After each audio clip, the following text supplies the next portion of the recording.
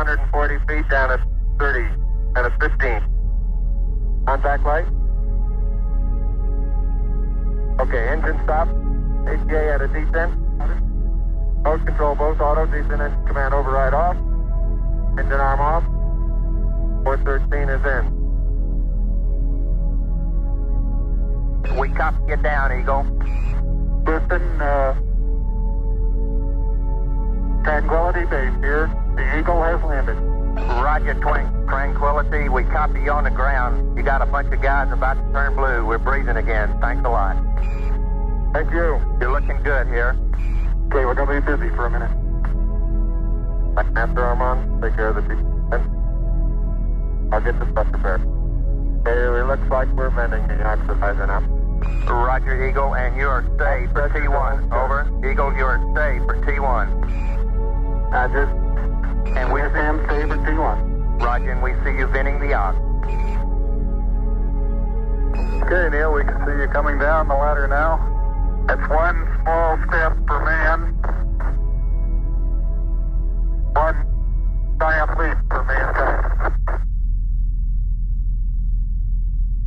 Please welcome Andrei Iancu, Undersecretary of Commerce for Intellectual Property and Director of the United States Patent and Trademark Office. It suddenly struck me that that tiny pea, pretty and blue, was the Earth.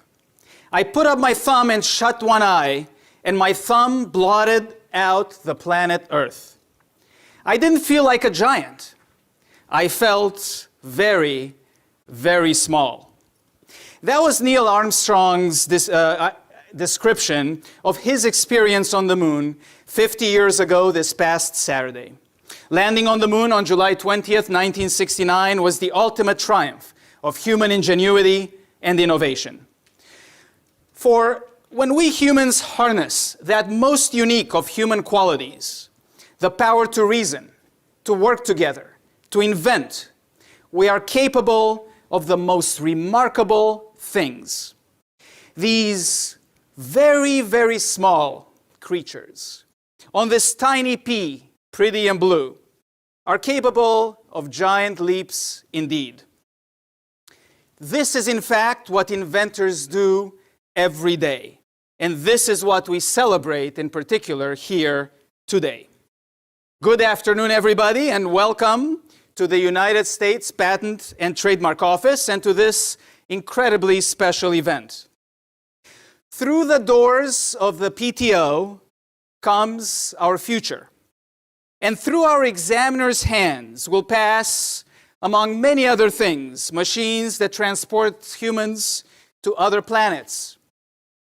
It took less than 65 years from the Wright brothers' patent to Neil Armstrong's first step on the moon.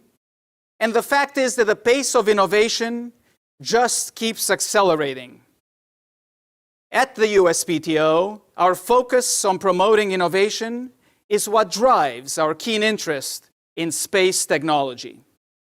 We humans are most creative when we push ourselves to the furthest limits of what we can think of as possible. We find solutions to problems we didn't even know existed. And we make unexpected discoveries that may have uses outside our immediate field of endeavor. Just as the Apollo program ushered in a bold new era of technological advancement, the likes of which the world had never before seen. As just one example, the Apollo program greatly accelerated the development and commercialization of integrated circuits, which are in nearly every single computing device you interact with today on a daily basis. Indeed, more than 1,000 NASA technologies have been spun off into commercial products and services, and we can expect many more from continued space development. The economic benefits of space innovation, backed by a strong intellectual property system, are astounding. This is what we will explore today during our various programs, speeches, and panels. You will hear from the United States Secretary of Commerce, who will address the administration's commercial space policy. And you will hear from representatives of companies and trade groups in the actual space industry itself. You will hear from a National Inventors Hall of Fame inductee. And you'll hear from two of the true rock stars of space, real-life astronauts, including, by the way, the first woman who walked in space and also an inventor. But first, a real treat. Our esteemed keynote speaker, NASA Administrator Jim Bridenstine. Mr. Bridenstine began his career in federal service as a U.S. Navy pilot, flying combat missions in Iraq and Afghanistan in the E-2C Hawkeye. He later moved to the F-18 Hornet and flew at the Naval Strike and Air Warfare Center, the parent command to Top Gun. Mr. Bridenstine served as executive director of the Tulsa Air and Space Museum and Planetarium, while continuing to serve in the U.S. Navy Reserve. In 2012, he was elected to the U.S. House of Representatives in Oklahoma's 1st District and served on the Armed Services Committee and the Science, Space, and Technology Committee. He was confirmed as NASA's 13th administrator on April 23, 2018. And we are extremely honored to have him here today as we celebrate the 50th anniversary of the Apollo moon landing. Please join me in welcoming Mr. Jim Bridenstine. Thank you so much for coming. Thank you. Well, it's great to be here. Thank you all for taking some time to understand a little bit about space and some of the technologies and spin-offs, and of course, how we go about patenting these technologies so we can, in fact, share these technologies with the entire world, and entrepreneurs and businesses can in fact improve the human condition, which is really what NASA is all about. And sometimes people are not aware of that. And what I'd like to do is share a little bit about what NASA is and how we do this. But here we are, 50 years after Apollo. We had just a stunning weekend. I don't know if anybody went out to the National Mall, but I understand. Yeah. I want to be clear, that was largely done by the Smithsonian Air and Space Museum. They did a wonderful job, and of course NASA is a big beneficiary. But as a member of Congress, you mentioned, certainly I've seen all kinds of large groups organized at the National Mall. Never a group that was united. Always somebody protesting something, lots of people yelling about something, and here we had a moment in time, 500,000 people on the National Mall of all different backgrounds, all different parties, all different everything coming together to celebrate this very unifying moment, not just in American history, but in fact in world history. And we have to think about where we came from. Remember, the 1960s was a time of turmoil in our country. We had the Vietnam War at its peak, and of course there were protests about the Vietnam War. We had, in fact, civil rights abuses and civil rights protests. There was a lot of turmoil in our country. And a lot of folks would have said that our country was going to come apart because of how cantankerous it was. And yet, this one moment, July 20th, 1969, the whole world watched as Neil Armstrong and Buzz Aldrin walked on the moon. And so it wasn't just unifying for our country, it was in fact unifying for the world. Remember, it was a contest of great powers. It was the United States of America against the Soviet Union. And of course, we were trying to demonstrate our technological prowess because we were really trying to demonstrate that our political system and our economic system was superior to that of the former Soviet Union. And of course, when Neil Armstrong and Buzz Aldrin walked on the moon, we were able to say, look at what we were able to achieve. And of course, we did that mission not just once, we did that mission 6 times with 12 people walking on the surface of the moon. And when Apollo ended, the Soviet Union reached out to the United States and said, why don't we partner together in space exploration? And of course, the United States looked back and said, that would be a great idea. Let's share in this burden.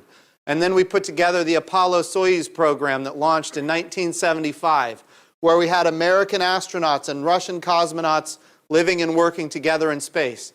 Eventually, that led to the Shuttle Mir program. Again, another capability of diplomatic achievement that NASA brings to the table with the Shuttle Mir program. And today, with the International Space Station.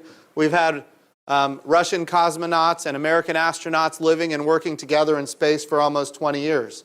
So what ended up, where we started, was this very hotly contested space race for political and economic ideology, and where we ended up was a partnership that even continues today, and that's a very positive development. But I want to be clear about ultimately the technologies, and people say, well, why did we go to the moon? And then they say, why do we go to the moon today? And why are we going to Mars? And they ask these questions, and I'll share with you a couple of reasons why we went to the moon in the 1960s, and I will tell you at the time nobody probably foresaw what would come of this program, this capability called NASA. So think about some of the technologies that we have available to us today. I know people in the room, many people get their television, maybe DirecTV or Dish Network. Maybe you get your radio, XM radio.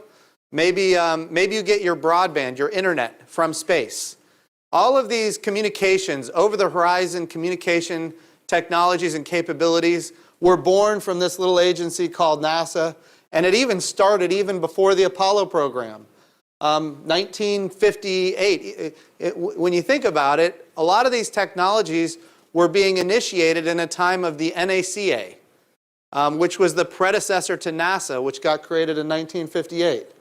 But all of these technologies and capabilities were born from this little agency. And now, of course, they've been commercialized. They've been privatized. And when we think about space-based communications as an economic development capability, it is now literally hundreds of billions of dollars worth of economic impact per year. Hundreds of billions of dollars of economic impact per year. A lot of it is exports for the United States of America, which is critically important to our country.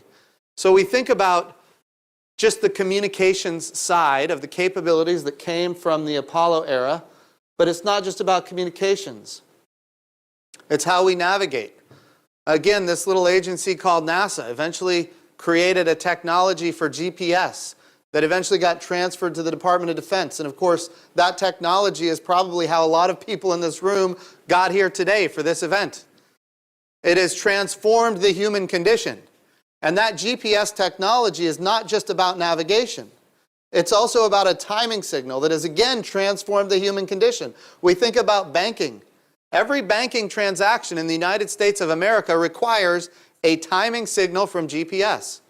And we think about the regulation of flows of electricity on the power grid. Again, it requires a timing signal from GPS. And when we think about the regulation of flows of data on terrestrial wireless networks with your cell phone, again, it requires a timing signal from GPS. These technologies and capabilities have elevated the human condition. And when we think about what NASA's budget is, we're talking about less than 0.5% of the federal budget. So how is it that NASA can do these activities that ultimately have these transformative kind of capabilities? And the answer is really simple. Because we commercialize, we privatize, we let entrepreneurs take advantage of these capabilities and move them forward in ways that elevate the human condition that we could never do on our own, and in fact, we could never do if the government controlled all of this technology itself. That's where the private sector matters, and that's where all of this technology matters. But it's not just communication and navigation and the timing signal. We think about how we produce food in this country. Right now, NASA is working with the University of California Cooperative Extension to increase crop yields, while at the same time reducing water usage and preserving nitrates in the soil so we can feed more of the world than ever before. And these technologies and capabilities right now, they're being tested by this little agency called NASA, and we're using satellites that are looking at the Earth and every part of the electromagnetic spectrum to see if these capabilities will ultimately provide fruits in the future, I guess literally in this case, fruits. And what we're finding is yes, it does. And so the question then becomes, how do we make sure that this technology is commercialized? So when we want to go beyond a small farm in Central California and we want to expand our what we call evapotranspiration numbers for the entire country so we can create very specific irrigation plans to increase crop yields, reduce water usage, preserve the nitrates in the soil, which ultimately prevents the nitrates from ending up in our drinking water, which costs a lot of money to clean out. How do we do all of that? Well, NASA is doing all of this activity. And by the way, it's not just the way we produce food. It's how we understand the snowpack in the Sierra Nevada mountains. And how do we take the technologies that we're developing to understand why do we care about the snowpack? Because there is a water equivalent that is associated with that snowpack. And NASA technology is able to understand the color of the snow, split that white snow into all parts of the rainbow, and then figure out how much of the light is being reflected and how much is being absorbed. And from that information, make a very quick and accurate assessment as to how soon that water is going to melt, how soon that snow is going to melt. And then we can also predict now where it's going to end up. Why does that matter? Because reservoirs need water during fire season. They need water when it's really hot and people are going to be watering their lawns. But we also have to make sure that we're preserving endangered species. And so NASA can help figure out where the water is going to be when, and water managers can more effectively manage the water to protect those endangered species while protecting the water use for drinking and irrigation and, of course, protecting it and make sure it's available for the farmers as well. And, of course, hydropower, another capability of the water. So NASA is doing these things to improve the human condition all the time, but we did not put these satellites in space that are looking at the Earth and every part of the electromagnetic spectrum. We did not put these satellites in space for that purpose. We put it in space so we can understand how our Earth is changing. And now we're finding out that there's capabilities here that we can leverage for the future. And of course, NASA is not going to be creating irrigation plans for every farmer across the United States of America, nor are we going to be doing it for every farmer across the world. But here's what we know. Water isn't getting created in any bigger quantities than it ever has been, yet we got to feed more of the world than ever before. So what NASA can do is really figure out what the technology and the capabilities are, and then license it. Make sure that it's available to private companies so that farmers can get that access to that information, but instead of the government doing it all, it can be privatized. So the way we communicate, the way we navigate, the way we produce food in this country is changing. The way we produce energy. We have a number of missions, again, that are looking at the Earth from every part of the electromagnetic spectrum, and we're making discoveries that when certain companies drill for oil, we see methane leaks. Or when we transport coal, we see methane leaks or different greenhouse gases that are being emitted in either the development or the transportation of fossil fuels. Well, NASA can see that from space right now, and we can very quickly share that with private companies. And why would we do that? Well, we do that because those private companies want the information because they don't want to get fined by the EPA. It's actually a good thing. So you've got energy companies and environmental groups that are in agreement that we want to make sure we have this information available to the public. But again, NASA's goal here is not necessarily to do that for these private energy companies. There could come a day when that itself would be a capability that could be licensed, and private companies could take on that role so that NASA isn't doing that again. We don't want to be the everything to everybody all the time, but what we can do is we can take what we invent, what we utilize, what we learn, and we can share it with the world. The way we communicate, the way we navigate, the way we produce food, the way we produce energy cleanly, safely.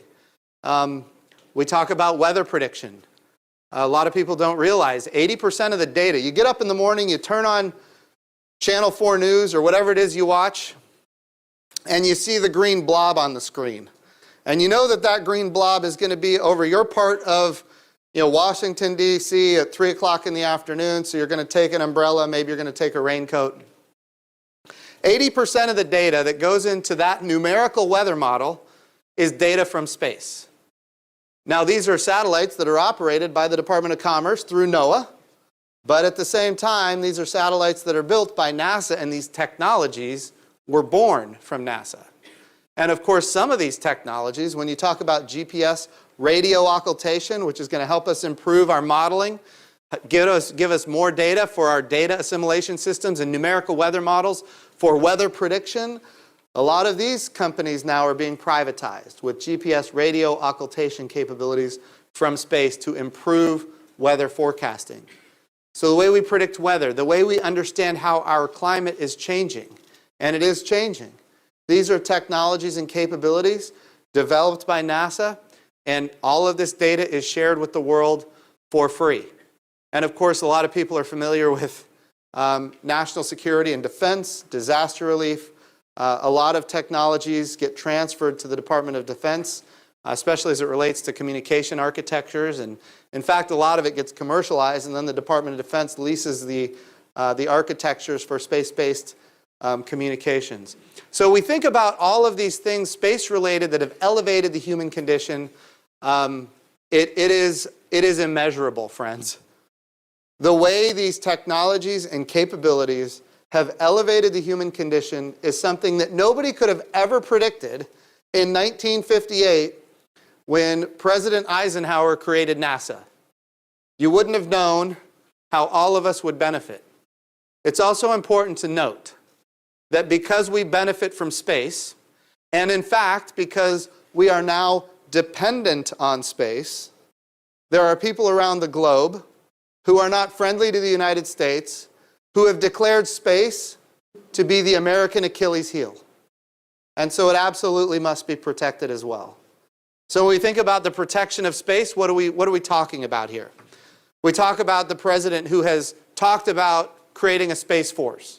Just so you're aware, in the House of Representatives, I was in the House the first time the Space Force was voted on.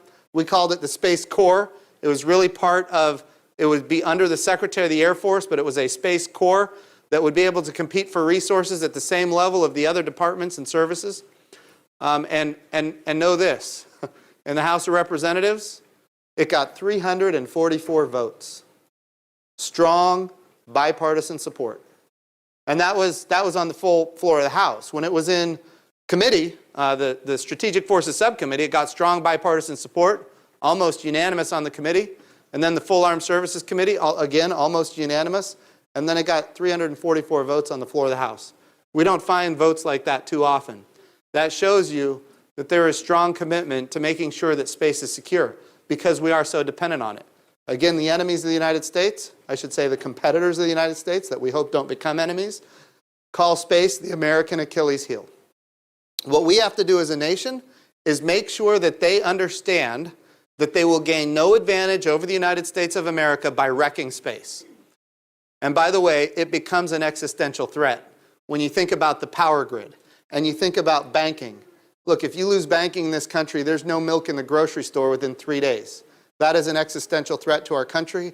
It needs to be mitigated. And of course, I think we ought to have policies that make sure that space is protected. And so that's what we talk about when we talk about a space force. Now, the next step is this. We're going back to the moon with an entirely different architecture than what we did in the 1960s. This time when we go to the moon, we're going to stay. What does that mean? We think about a lot of the technologies that have been advanced, the miniaturization of electronics, the ability to store power in smaller batteries so we can get more energy density, the ability to reuse rockets, the ability to, in fact, reuse all kinds of architectures. We're putting a permanent command module in orbit around the moon called the Gateway. And we're going to have reusable landers that go back and forth to the Gateway. Think of it as a small space station in orbit around the moon with landers going back and forth, all done commercially. NASA wants to be a customer. If you look at what we're doing in low Earth orbit right now, we have partnered with commercial companies to resupply the International Space Station. NASA is no longer purchasing, owning, and operating the hardware to go to the International Space Station. We're buying it as a service. Who can take it to the International Space Station at what price? And that's how we're getting our cargo there. Within a year, we will be launching crew to the International Space Station, American astronauts on American rockets. But these rockets are not purchased, owned, and operated by NASA.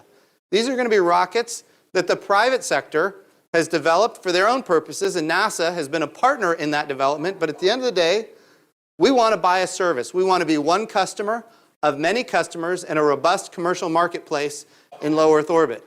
And eventually we want to have commercial habitats in low Earth orbit. In other words, commercial space stations. Commercialize low Earth orbit, why? Because then we can use the American taxpayer resources to do things that only government can do. In other words, go to the moon and commercialize there. And of course, the more we commercialize, the more government can remove itself from the problem and go to the next thing, which is Mars. And I will tell you, the president is very keen on Mars. You probably saw his 4th of July speech. He wants to put an American flag on Mars, and so do I. And that's what we're working towards. We think about Mars, a big challenge. Earth and Mars, we're only on the same side of the sun once every 26 months. That means when we go, we got to be willing to stay for long periods of time. How do we do that? We prove it out at the moon. The moon is the proving ground. Mars is the destination. Here's what we know about the moon because of discoveries made by NASA since 2008 and 2009, so within the last 10 years. The moon has hundreds of millions of tons of water ice on its south pole. Water ice represents air to breathe, it represents water to drink, and of course it's hydrogen and oxygen is the same fuel that powered the space shuttles. In other words, rocket fuel on the moon in hundreds of millions of tons. We need to figure out how to utilize that. How do we commercialize it? How do we enable commercial companies to utilize it? And then go on to Mars. Now I'm going to anchor for a second on Mars, and then I'll open it up to a few questions. Why does Mars matter? Within the last year, we have found complex organic compounds on the surface of Mars. The building blocks for life exist on Mars. They don't exist on the moon at all, zero, but they're all over Mars. Methane cycles on Mars are commensurate with the seasons of Mars. That doesn't guarantee that there's life there, but the probability just went up. And by the way, we have found liquid water 12 kilometers under the surface of Mars within the last year. What does that mean? Well, what do we know about water on Earth? Wherever water is on Earth, there's life.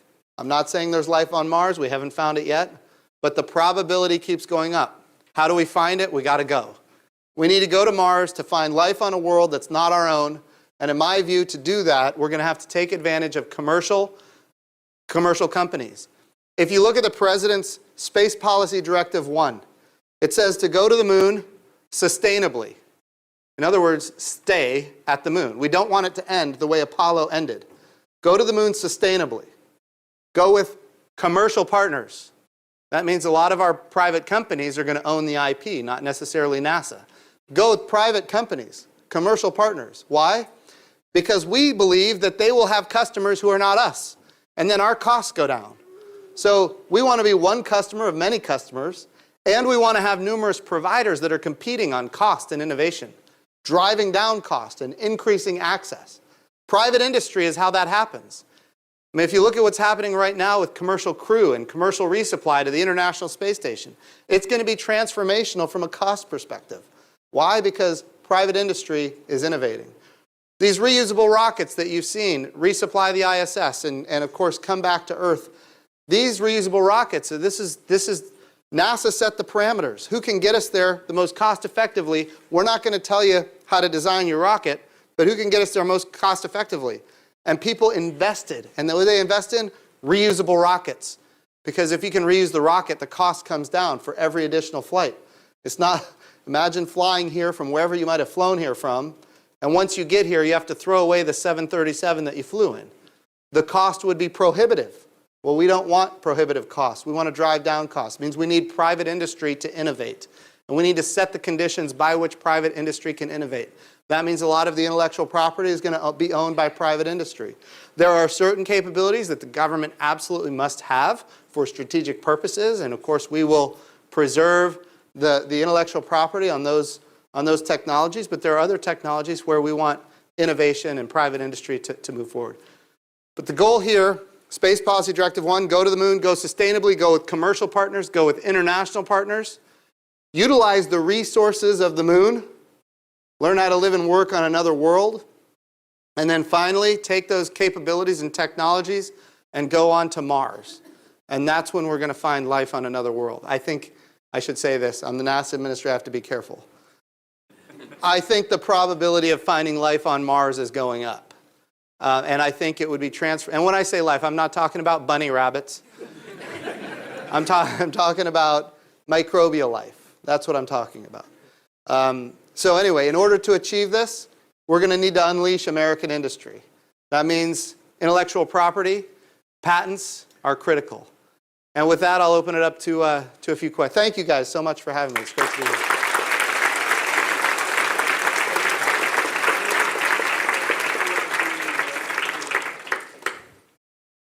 Huh? Do you have a mic? I think Chris is going to ask.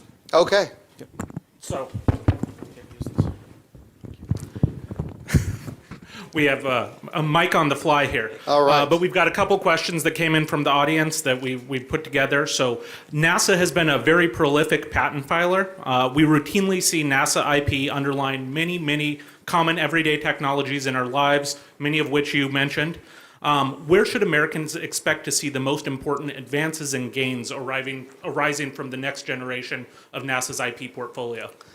So yeah, that's a great question. And if I knew that, I would share it with you. So again, we have to think about where we were in 1958 when we started, Mercury and then Gemini and then Apollo. And what was the vision back then? I hear a lot, and just so everybody is clear, as the NASA administrator, I hear a lot about Tang and Velcro. To be clear, neither of those are NASA inventions. But it's also true that NASA benefited from them, and we've utilized them. But NASA has done so much more than Tang and Velcro.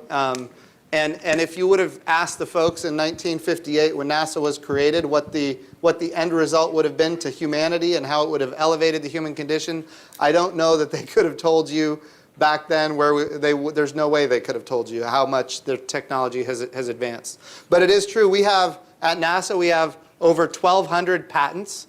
When we do work with private companies, in many cases we put it into the contract itself that those private companies get to keep their own intellectual property. They can file their own patents. So there are a lot more patents associated with NASA than just the 1,200 that we own. When NASA does something, we do in fact patent it. And our scientists and engineers that do the patent work, in fact, we're very forward-leaning in the sense that if that patent gets licensed by a private company, the first $5,000 of that license goes to the scientist or engineer that works at NASA for that activity. We're trying to incentivize these kind of inventions and capabilities. And of course, if it ends up being something that gets commercialized, there is a small royalty that gets paid to the inventor as well. So NASA is very forward-leaning on this. We understand the value of patents when it comes to inventions, and we try to make sure that our people are appropriately compensated when they invent something that's magnificent.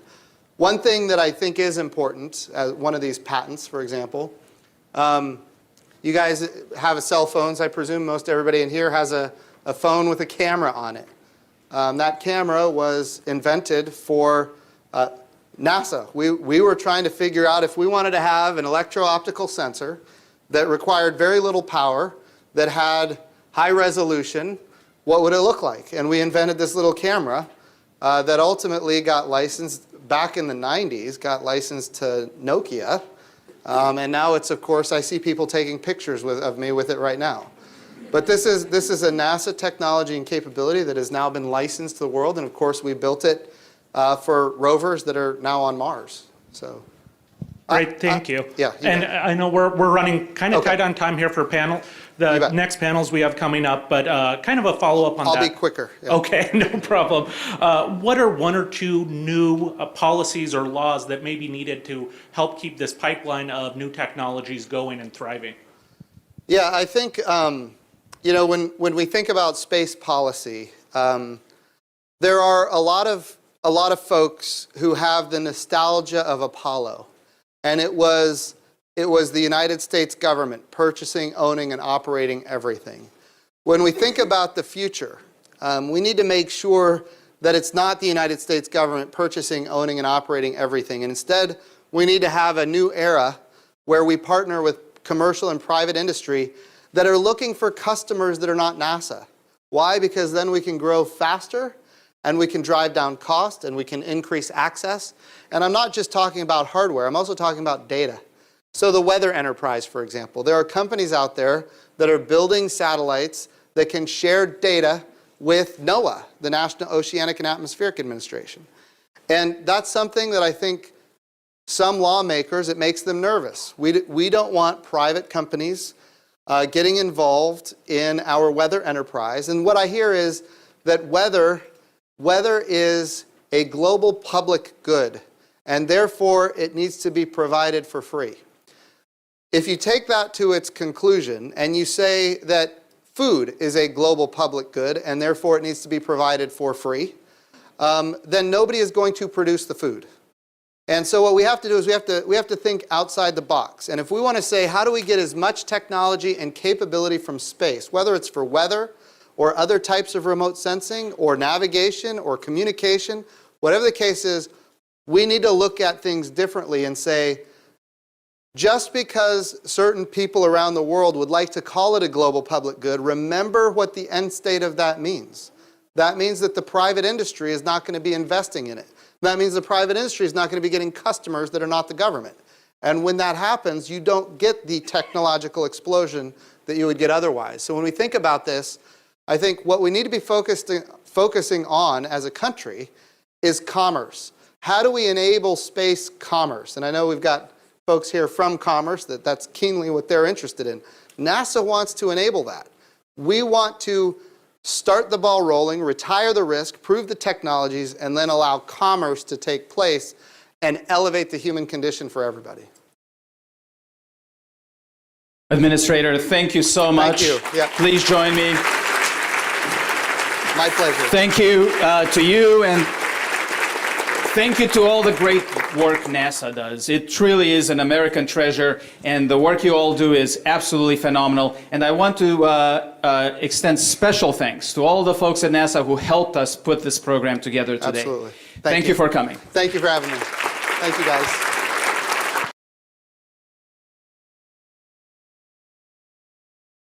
I would like everybody here who's interested in technology and spin-offs, know this. You can go to technology.nasa.gov, and there, you can find every NASA patent that you want on technology.nasa.gov.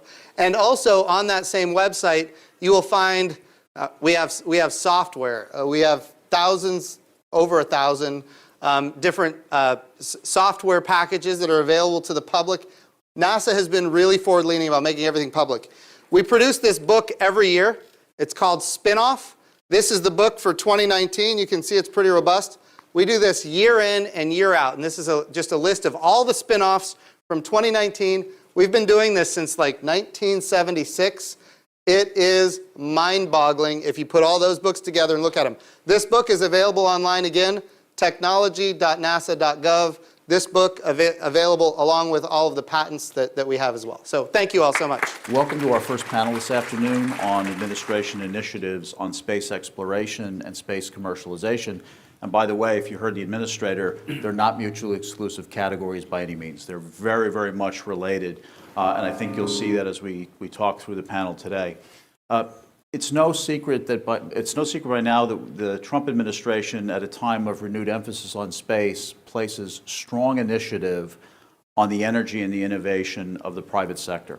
I sometimes like to say that at Commerce, every week we see entrepreneurs come across our doorstep. Some are from large companies, some are for small companies. Some look like they've been in a garage for the last 6 months, but that's okay. We like those ones as well. Those are the ones that are likeliest to come in for a patent. And so we want to talk about those today. Those are also backed by an increasingly robust private venture community and an insurance community that are encouraging diversity, that are encouraging innovation, and that are encouraging new approaches to business.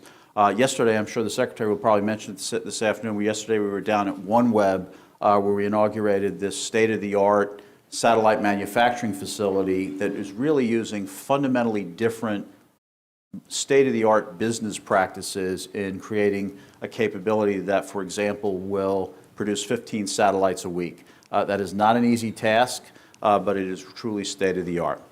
So everyone, and by the way, Administrator Bridenstine talked about Space Policy Directive 1.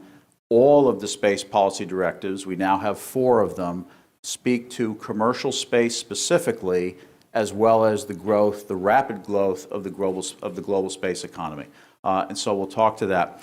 Today I'm joined by four very talented colleagues with experience in space entrepreneurship and innovation and the role of intellectual property in it.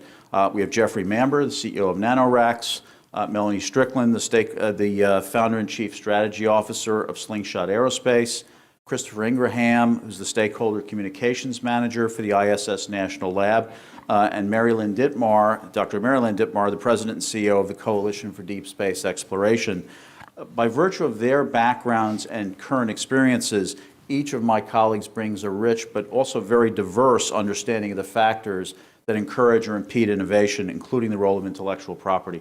So what I'd like to do is ask each of the panelists to speak for maybe 3 to 5 minutes with some introductory remarks. I'll introduce you first, and then we'll save time for questions at the end. So Jeffrey, why don't we start with you?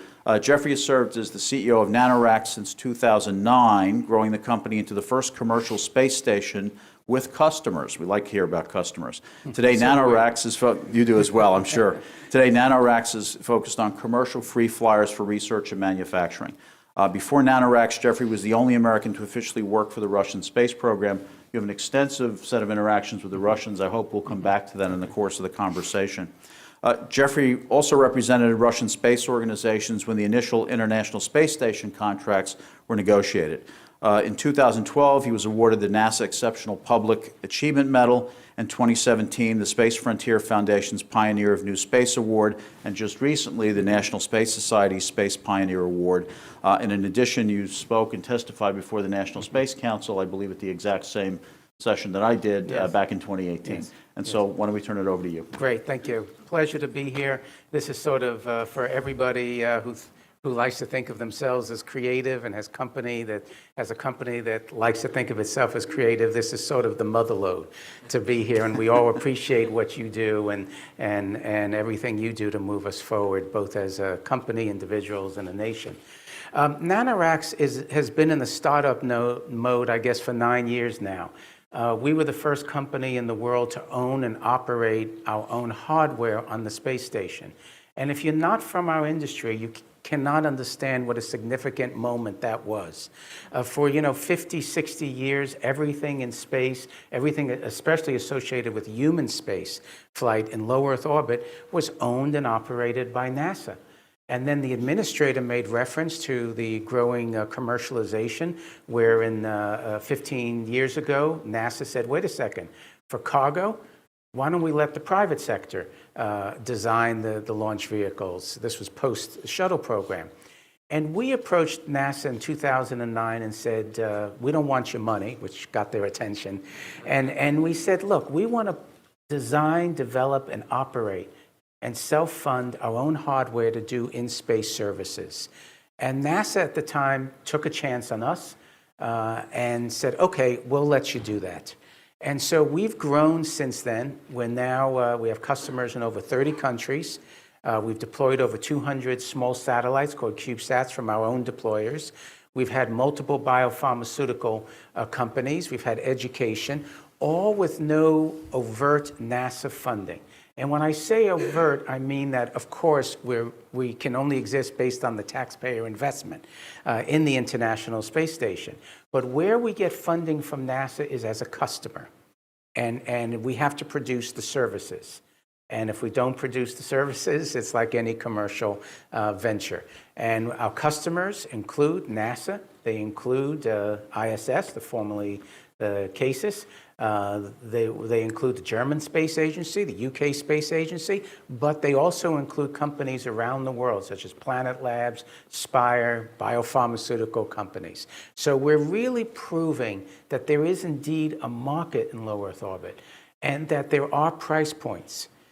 Getting to the point of this event, I'll start on the negative. Our first product is called a NanoLab, and it was to standardize and miniaturize laboratories on the station. And I made the conscious decision in 2009 not to patent it. I wanted it to be an open source. I wanted to have competition. Be careful what you ask for. But because we were first, I did not think we could be the sole pathway going forward. So on the Nano Lab, I made the decision. Now there's several companies domestically, a company called Space Tango in Europe, one with the great name of Ice Cube, and it's based on our technology and our design. And I'm hopeful that that will raise the market up. Since then, we have one patent. We have several in the pipeline. If I can talk to any examiners are here, just forget. Anyway, we have several in the. We're doing an airlock on the station, which is the largest commercial module. It's self-funded. We have a number of pending patents associated with that. A couple of quick comments. I'm sure we'll get to back and forth. But in my area of the world, it's extremely complex. Under our agreements, we can launch with the American launch vehicles, we can launch with the Japanese, we can launch even with the Russians. We didn't think there was a difference. Well, it turns out there is in terms of patents. Turns out that if we launch something on a Japanese launch vehicle, it might impact our ability to get a U.S. patent. It's extremely complex. Everybody, such as the administrator and myself, I was there in the early days when we created the ISS structure. We love the international aspects. It's not good for patents, okay? It's incredibly complex, and we're trying to figure that out. Not only being in space, on the space station, but having all these international partners. What happens if a Russian cosmonaut touches the technology? What does that do to our patents and how we have to apply? So I'll leave it there. Thanks, Jeffrey. Sure. Next, we'll turn to Melanie Strickland. Melanie is a co-founder and chief strategy officer at Slingshot Aerospace, a tech startup revolutionizing the way commercial companies, first responders, and governments use Earth and space observation data to close the gap between data analysis and critical decision-making. During her 21-year career in the Air Force, she logged over 1,500 flight hours aboard a ground surveillance aircraft and led the development and deployment of experimental spacecraft and space situational awareness technologies. Melanie is passionate about advancing space awareness. She is a champion for STEM initiatives and enjoys inspiring youth to pursue their dreams. A topic we talk about at Commerce a lot, the talent that is going to fuel the trillion-dollar space economy. Melanie? Thank you, and thanks for the invite to be here. It's quite an honor. Slingshot was born from some of the frustrations that I and one of my co-founders had first-hand experience in the Air Force. So like he mentioned, I flew on a surveillance aircraft for a very long time.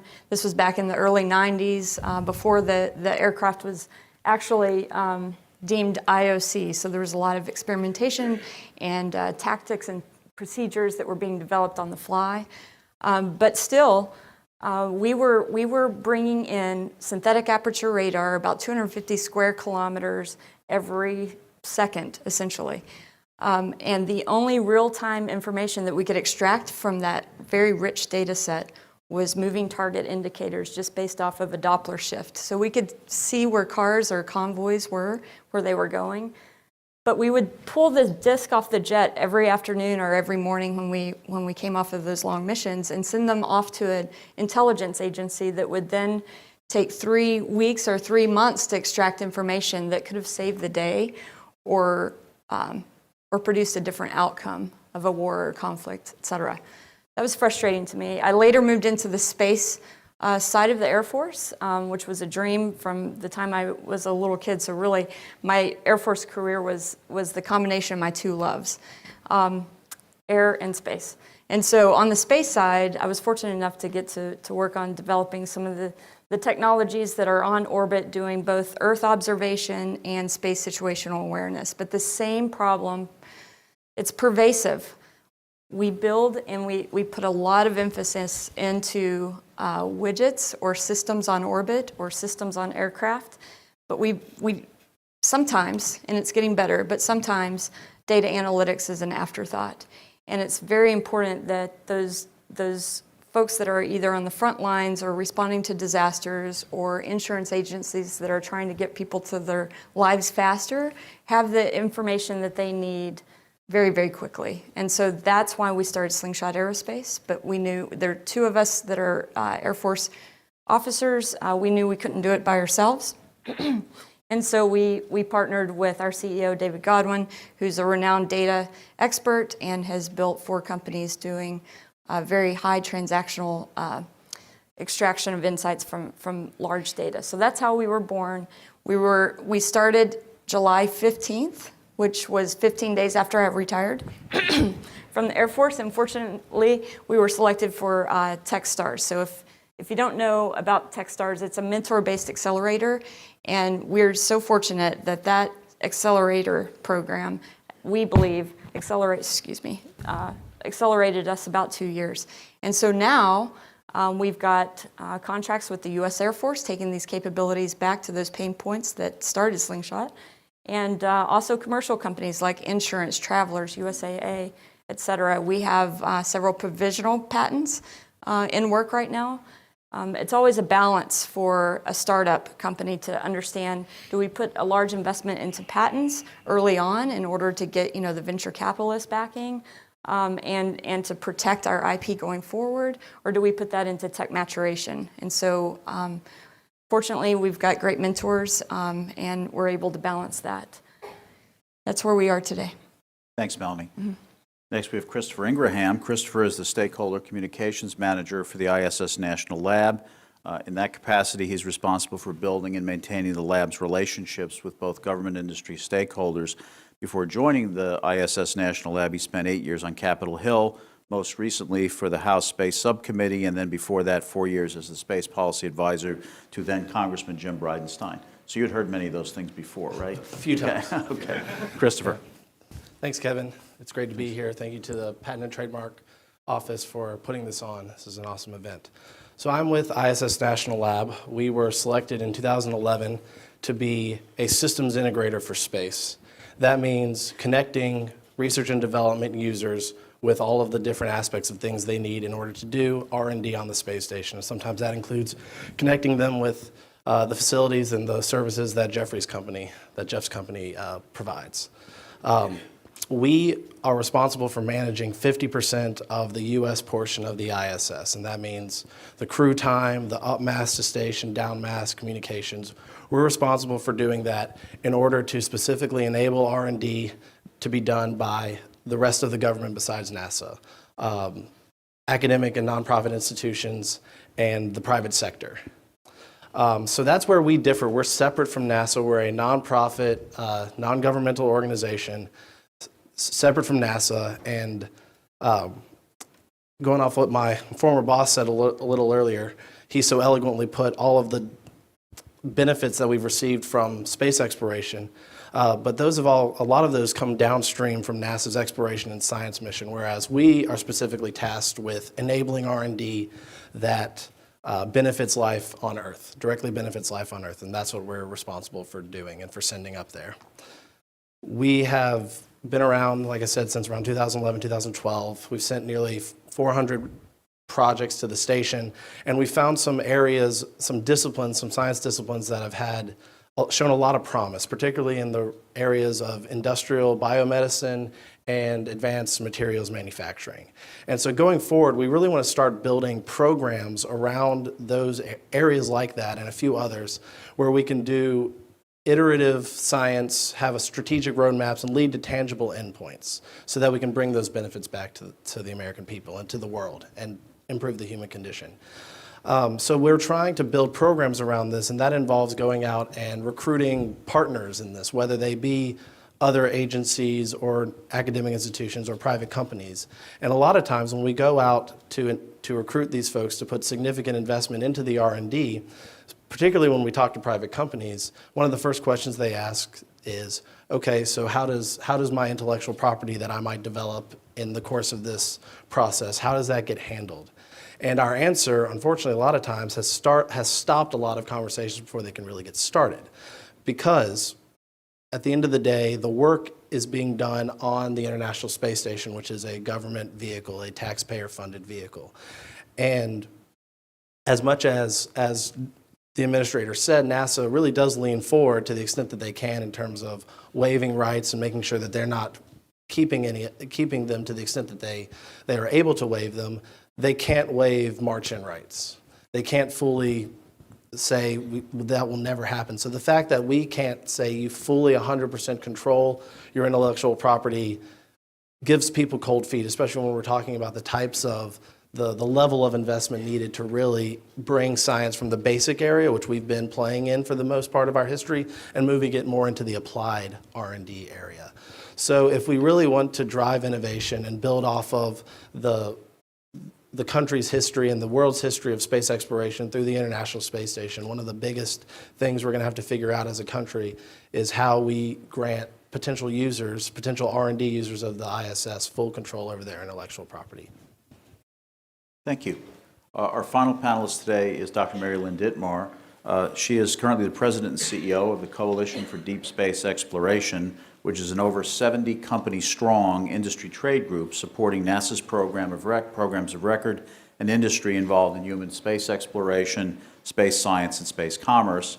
She's a member of the user advisory group of the National Space Council and serves on the Commercial Space Transportation Advisory Committee, advising the FAA on matters related to commercial space. She also serves on the Space Studies Board of the National Academies of Engineering, Sciences, and Medicine. She gets extra credit today for an extra special effort in trying to get here. Mary Lynn, please.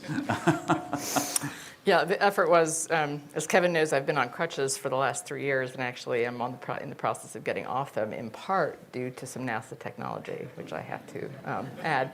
And today at 1:29, the fire alarms went off in the building and shut down the elevators, and I'm on the 5th floor, and I'm only about a month off the crutches, and let's just say it took 20 minutes to get down the stairs. So I'm texting Kevin madly, I'm coming.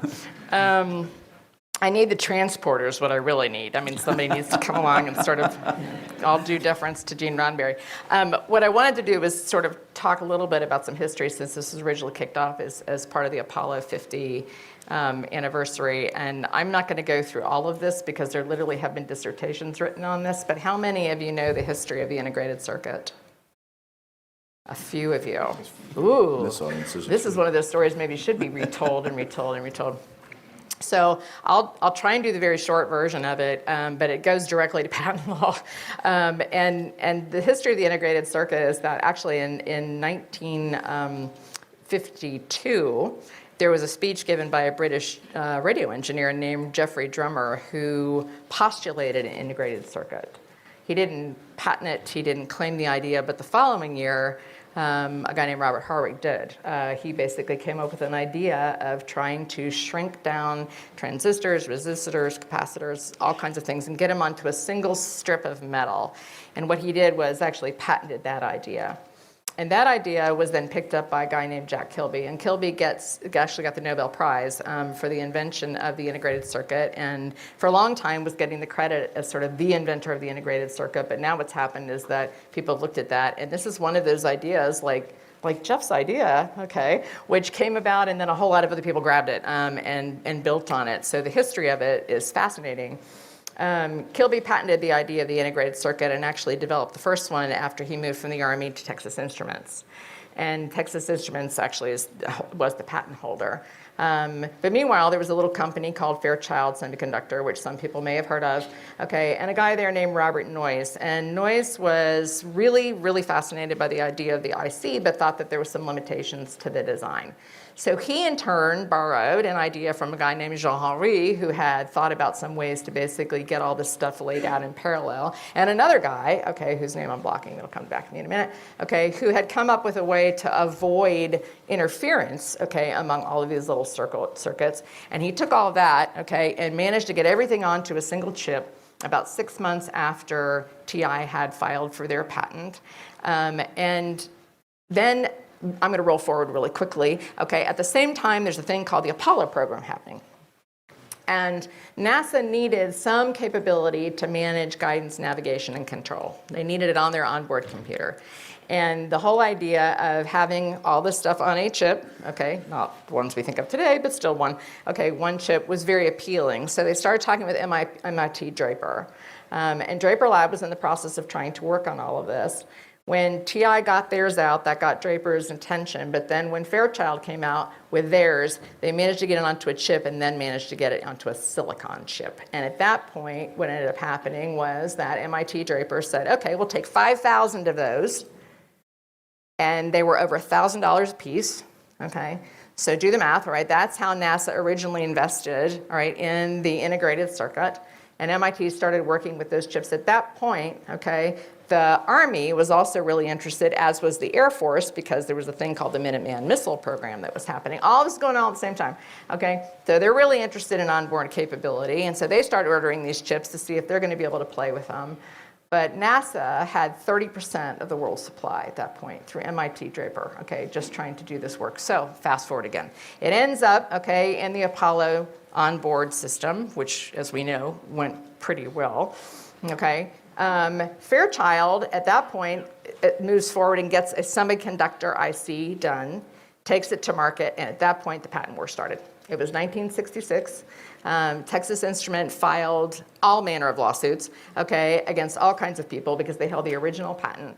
And that patent war went on for 6 years, okay, during which there was tons of blood, okay, in the streets, and a lot of technology development actually held back because people were concerned about continuing to push the technology until they had the IP situation straightened out.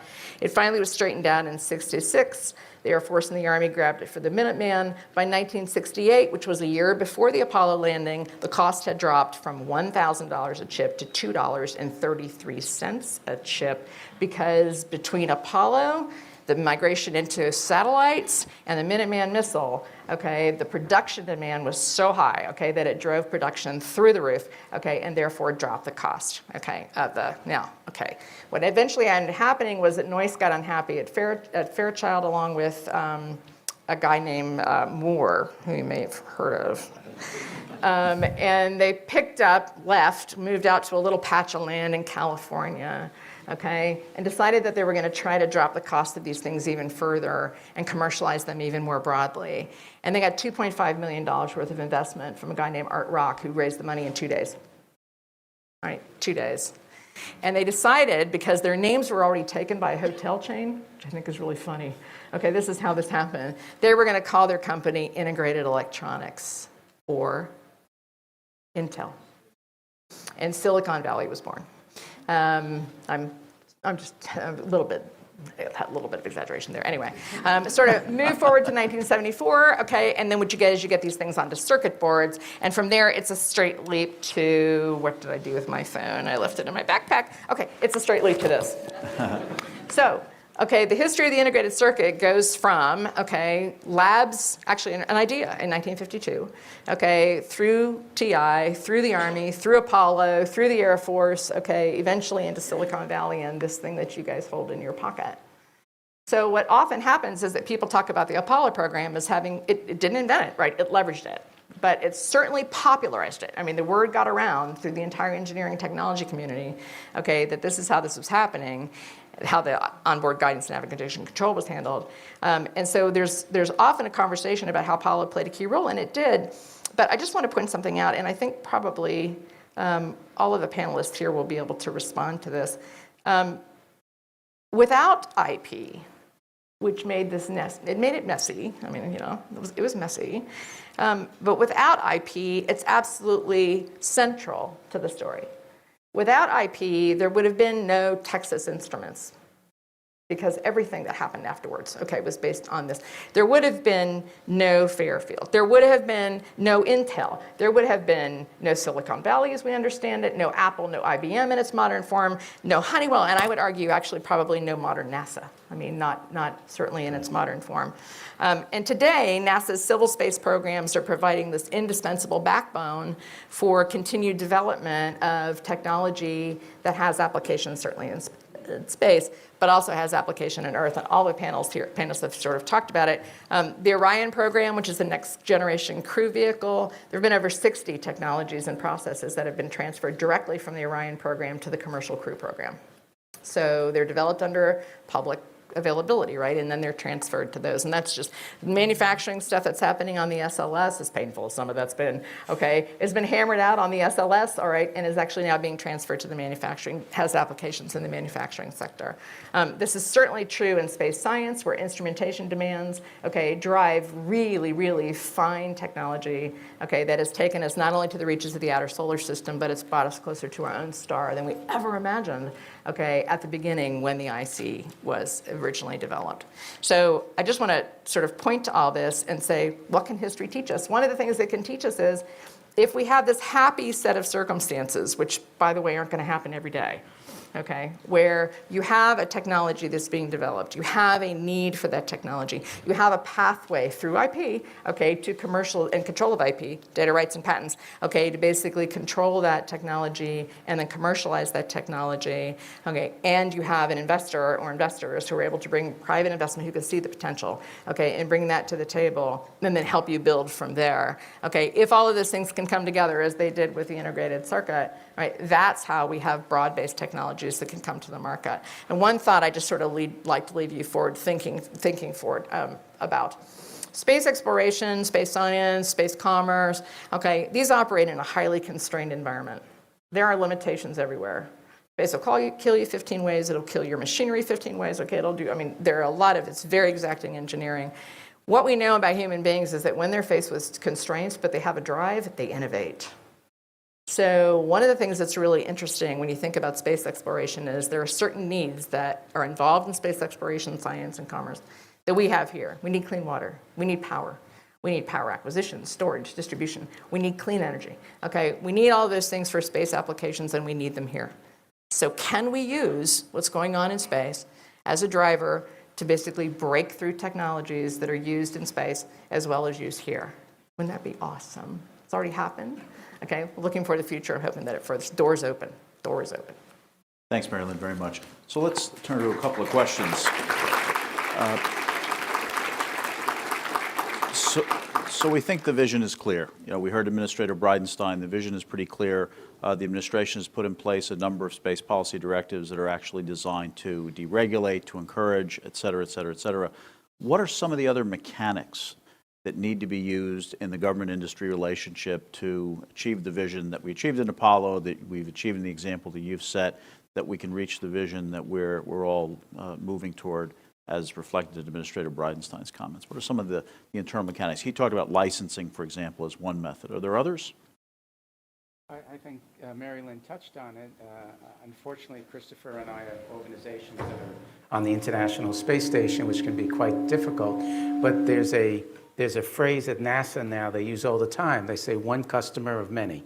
And what Mary Lynn just described is for us at NanoRacks the solution. We want NASA and other space agencies to behave as customers, yes, one of many. So that's the goal we strive for. It's licensing is one thing, a customer in a commercial sense is another. We're not quite there, but we're getting there. Okay. Anyone else? I think there's something to be said for having kind of a holistic, government-wide view of how we want to go about handling kind of the space economy or doing work in space. NASA has, kind of taken the lead on a lot of this. They just released a LEO development policy last month, which is good first steps. I know your office is doing a lot of work here, and there was some talk about the Space Council driving towards kind of a national microgravity strategy. Right. And I think getting something like that in place would be very beneficial to kind of serve as a guide rail for how we're going to treat the next phase as we transition from the government owned and operated to one customer of many, multiple government agencies using space, a vibrant ecosystem and economy. So in the office, we often hear about the role of the government as customer and making sure that the government doesn't sit back and wait and see till something becomes commercial. It's too late to get in at that point. The other thing we often see is a need to really look deep into the market at the kinds of capabilities that entrepreneurs are bringing forward, because the time that they come forward for a license, it's way too late to start thinking about those capabilities either as a customer or from a regulatory perspective. And so improving how we actually look into the market, do some sort of understanding of what kind of capabilities people will bring forward, whether they succeed or not. They won't all succeed, obviously. But how do we actually look deep into the market for that? Melanie, please. I think, one thing is evident across DoD, across the government. There are innovation cells popping up everywhere, whether it's Air Force AFWorks or DIU or these initiatives that are there to, at least gain insight into what startups are doing, what innovation cells are out there, even what larger companies are doing and how they're partnering with small companies. But something that's missing, even with other transaction authorities that NASA's used for a long time, DoD is now starting to use these. But even with that, as we start to develop space policies, I think side by side with that, not just technology innovation units, but regulation innovation units. Understanding, can we put cohorts together to help small companies through the contracting process, or even better, can we start to revolutionize our regulations in this country to allow for, those innovations to become productized faster for government use and for commercial use. A lot of these technologies are, we're leading the market. We were talking about this earlier. Some of these technologies, like with us, our artificial intelligence, to say denoise signal from remote sensing satellites. So if we want to take that to market, yes, we can go to InsurTech and we can go to disaster response, and we can explain how they can get critical insights much faster and easier than in the past.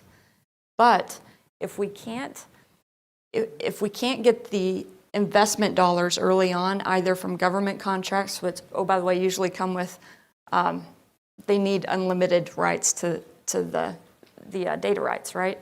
And so that is a limiting factor, but we need government investment, we need VC investment, and so there's just got to be a fine balance between, the cohorts that are out there driving innovation and those cohorts that hopefully will come about to drive innovation on the regulatory side. Yeah, the regulatory challenge is real because the speed of the technology and the business models, we shouldn't put those aside, is really moving at lightning speed. We used to say in space that something would come along in 10 years.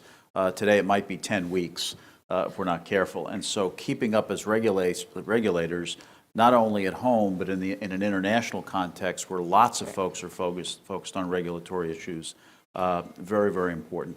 I see we only have a couple of minutes left. Maybe we could take a question from the audience? No, we won't take a question from the audience. Mary Lynn, did you want to say something there at the end?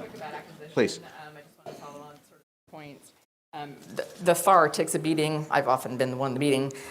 So I just want to say something about it. There really is a tremendous amount of flexibility in that instrument, as well as other transactional authorities for doing acquisition. What we don't have, though, is a workforce that's trained to fully utilize it. What happens is that stovepipes within institutions, all manner of institutions, and I'm not pointing at any particular agency, all manners of institutions have their own culture, and those cultures actually affect the way that people think about doing acquisition. We need, in my view, a whole-scale retraining of procurement and acquisition in this country. We may also need a complete overhaul of the FAR. I'm not sure which would be more difficult, but basically in each one of those cases, I think we need to seriously look at this, because it really is, when we have such a huge bottleneck in acquisition that we're preventing technologies that are actually critical to national security from being developed, okay, we have a problem. As always, time passes quickly, and so we're out of time. Would you join me in thanking the panel for a great discussion?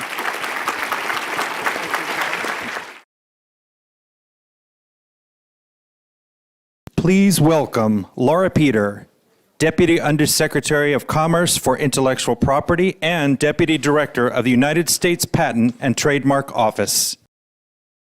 I think as they get mic'd up, I'll just get rolling here in the interest of time. Good afternoon, everyone. It's so wonderful to see you all here. 50 years ago, Apollo 11 became the first manned space flight to land on the moon. The impossible was suddenly possible. Our pioneering spirit, fueled by innovation and determination, opened up a whole new frontier, the space frontier. The space program infused our scientific community and also our pop culture, from television programs like The Jetsons, I Dream of Jeannie, Star Trek, and Star Wars. When I was about 3 years old, I was going to be an astronaut too. How many of you were going to be astronauts? About a quarter, okay. Well, today we have the opportunity to meet 3 fearless pioneers whose space missions and space innovations helped ignite our burgeoning space exploration. It's my pleasure to introduce our esteemed panel and to introduce our members. Each of them has a very long resume and of high accomplishments. So in the interest of time, I will be brief. I'll begin with Dr. Catherine Sullivan. Catherine served as a NASA astronaut on 3 space shuttle missions.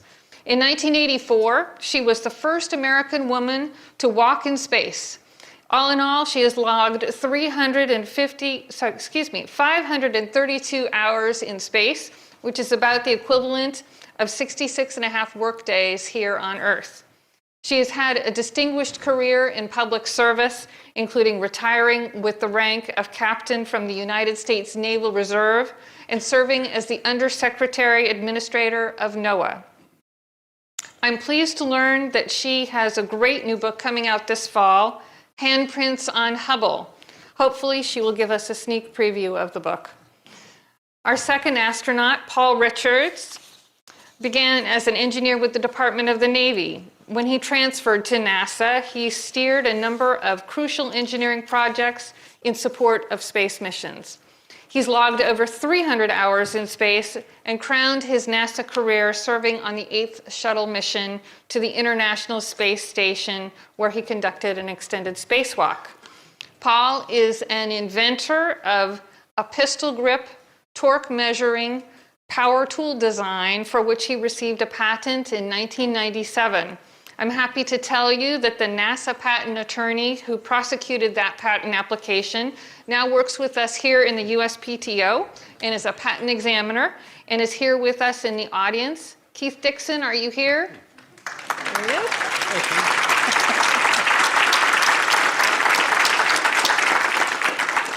Our third panelist is Frank J. Cepollina, Cepi as he calls himself.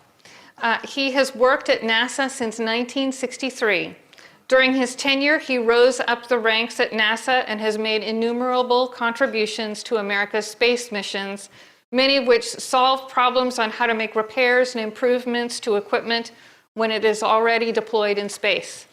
He designed new tools and interfaces for astronauts to help them service satellites. Cepi may best be known for his work on the historic Hubble Space Telescope and its repair. His work at NASA was not only important to space technology growth, but has also been a springboard for developments in other industries, including breast cancer detection and more powerful microchips for satellite optics. We are very proud that he is an inductee into the National Inventors Hall of Fame. Frank is a very good friend to the USPTO. On behalf of the USPTO, please let me welcome you. We're going to launch into a few questions here, and you will have the opportunity to ask questions as well. And if there are cards about, if you want to hand them to the folks in the aisle, we can ask them at the end of this panel. So let me begin to all of you. To become an astronaut, there's a lot of advanced education and training required. What challenges did you face and had to overcome, and how did you stick with it through all the not so glamorous and difficult education and training? Being older than Paul, maybe I'll start first, because the road probably changed a little bit between the time that I came along and when Paul came along. I actually started college as a language and linguistics major because my real driving ambition was to actually understand this planet in the richest possible sense of the geography, and a talent for languages. Languages led me to the first theory of learn a lot of them and somehow this will turn into airplane tickets and you get to go places. My college forced me to take some science classes. That's when I discovered the earth sciences. So the first challenge was I was a year behind on a tough science major when I embarked through my undergraduate degree. Plenty of courses were hard, and you just had to sort of double down, go to the library or the bookstore and buy the Trig for Dummies as well as the class textbook, and suck it up and get it done was the basic. It's not working? All right. But the other problems that are probably more unique to me than to Seppi or to Paul, I encountered one key professor my senior year, the old curmudgeon and grandfather of the Department of Earth Sciences, who just fundamentally believed women did not belong in the earth sciences, did not belong in field camp. And he taught one of the courses I had to get through. I was behind on that class because of a year spent overseas, and he slammed me hard on my very first paper, rightly. It stank. And the lesson I learned with him there was I went up to him and basically said, I'll work harder if you'll teach harder. And compelled him to, give me more work, I'll catch up. And he did. In the astronaut corps, I think the hurdles were lower than you might think for our class, but there were still a couple. I mean, Paul might get to fly with one or two of the key influential senior men in the office. I know of at least two of them who were under an edict from their wife to never fly in a two-seat jet with one of the women astronauts. So those moments to get acquainted or build a little bit of rapport with the senior influencers in the office, many of those were closed off. Every locker room I changed in at the gym or the flight line, I was always the only person in the locker room. Again, another chance to maybe build a little social connective tissue. You just got to find your way through those and stand up and keep going. Thank you. So for me, the biggest hurdle was kind of economic. I grew in the Rust Belt, an old coal mining town outside of Scranton, Pennsylvania. So, my mom was one of 9, one of the first to graduate high school. I was one of 6. I was the first to graduate a 4-year college. And so I actually couldn't afford college. And I paid for my first year at Drexel University. And luckily it was a cooperative education. So you would work 6 months and go to school 6 months. And I got a job with the government. And the government offered tuition assistance, usually for your last years. I took it on the first years and talked them into paying all my years. And I just signed up for more government service. So, and that's how I transferred to NASA. I think a lot of the hurdles, I would wake up every day since I was, I can remember, and more so when I was in college and, then working and think, what can I do today to become an astronaut? Like, it was just ingrained, and I think that drove me to find the opportunities. I had a pathway in my head that changed as I got older, and it morphed. I eventually found the Hubble telescope. I didn't even know that existed in servicing, and that ended up becoming a pathway because as I had that mantra in my head, I would just look at all the opportunities, and I never used to believe in luck until somebody explained that luck is when preparedness meets opportunity. And I'm like, oh, I was pretty lucky. And the other thing is, I think I was oblivious to the impossibility. Looking back on it, the odds are just incredible. And had I really embraced those odds, I don't know if I would have persevered. I think being oblivious was pretty good. Thank you. I'm going to let you, I think this works. I'm going to hang on to this one. I'll move on to the next question and ask Cepi to respond. The United States innovation ecosystem, grounded in our intellectual property system, is the gold standard in the world. Of note, last fall, the U.S. Chamber of Commerce projected that the space economy, the market for space-related products and services, will reach $1.5 trillion within the next 2 decades. In your view, what do we need to do in order for the United States to maintain this gold standard and continue to lead and drive space innovation and space commerce? I'm not sure. Can you hear me with this mic? Yes. Okay. Quite frankly, I think that what we have to do is work harder. And we have to work more focused with the idea of spin-offs, of spinning a lot of these new technologies, which a lot of times are not even NASA's technology or space technologies, and spin them off more directly into recognizing various global social needs like food, like water, like plant growth, like weather, and basically focus a little bit more, a little harder on making sure that we have a parallel path to be able to fund some of those technologies with private industry. Because private industry is ready to go. Private industry works sort of on a confidence factor. If NASA has confidence and NASA can explain it to an entrepreneur in private industry, 9 times out of 10 that private industry will pick it up and roll. And what we have to do is work very hard, very focused in that area. And we at NASA like to, think about going to Mars, going to the moon, and dreaming the impossible. But we don't always look back and say, what does our society need today, tomorrow, and the next day? And that's what we have to really concentrate on. Thank you. Catherine, we were talking in the back. I think you had some thoughts too. I don't know which microphone's working. Maybe playing off Seppi and picking back up to the earlier panel. When you set a great challenge that pushes you hard up against a lot of constraints, and Apollo did that, right? You've got to be able to compute things more complex in a much smaller package than ever before. I need that for the moon, go figure it out. Biomedicine, how do I monitor a heart rate on someone who's 240,000 miles away so I know if they're dying on the surface of the moon? You can go on and on and on. So my way of thinking, and I think we heard this in the last panel, there's a significant role also for NASA and other government agencies to set those bold goals, set the big challenges. Our challenge as a country is then to not blink and do put the appropriate amount of public investment in to help drive people past the constraints that hamper us on Earth. Who would have known when you first funded physicists in a lab to make light go in a coherent beam that was about the diameter of those two doors and would have vaporized anything it hit? Who knew that later on, with some changes in power supplies and batteries and integrated circuit and high-speed switching, that could become a scalpel, the thickness of one photon, that we would find ourselves using to heal and correct our eyeballs. So where I differ a little bit with Seppi, is I think having the guys charged with the grand mission mindful of other needs is helpful. But I think it's the rest of the ecosystem that's been waiting forever for that battery to get that much smaller or that switching frequency to get that much higher.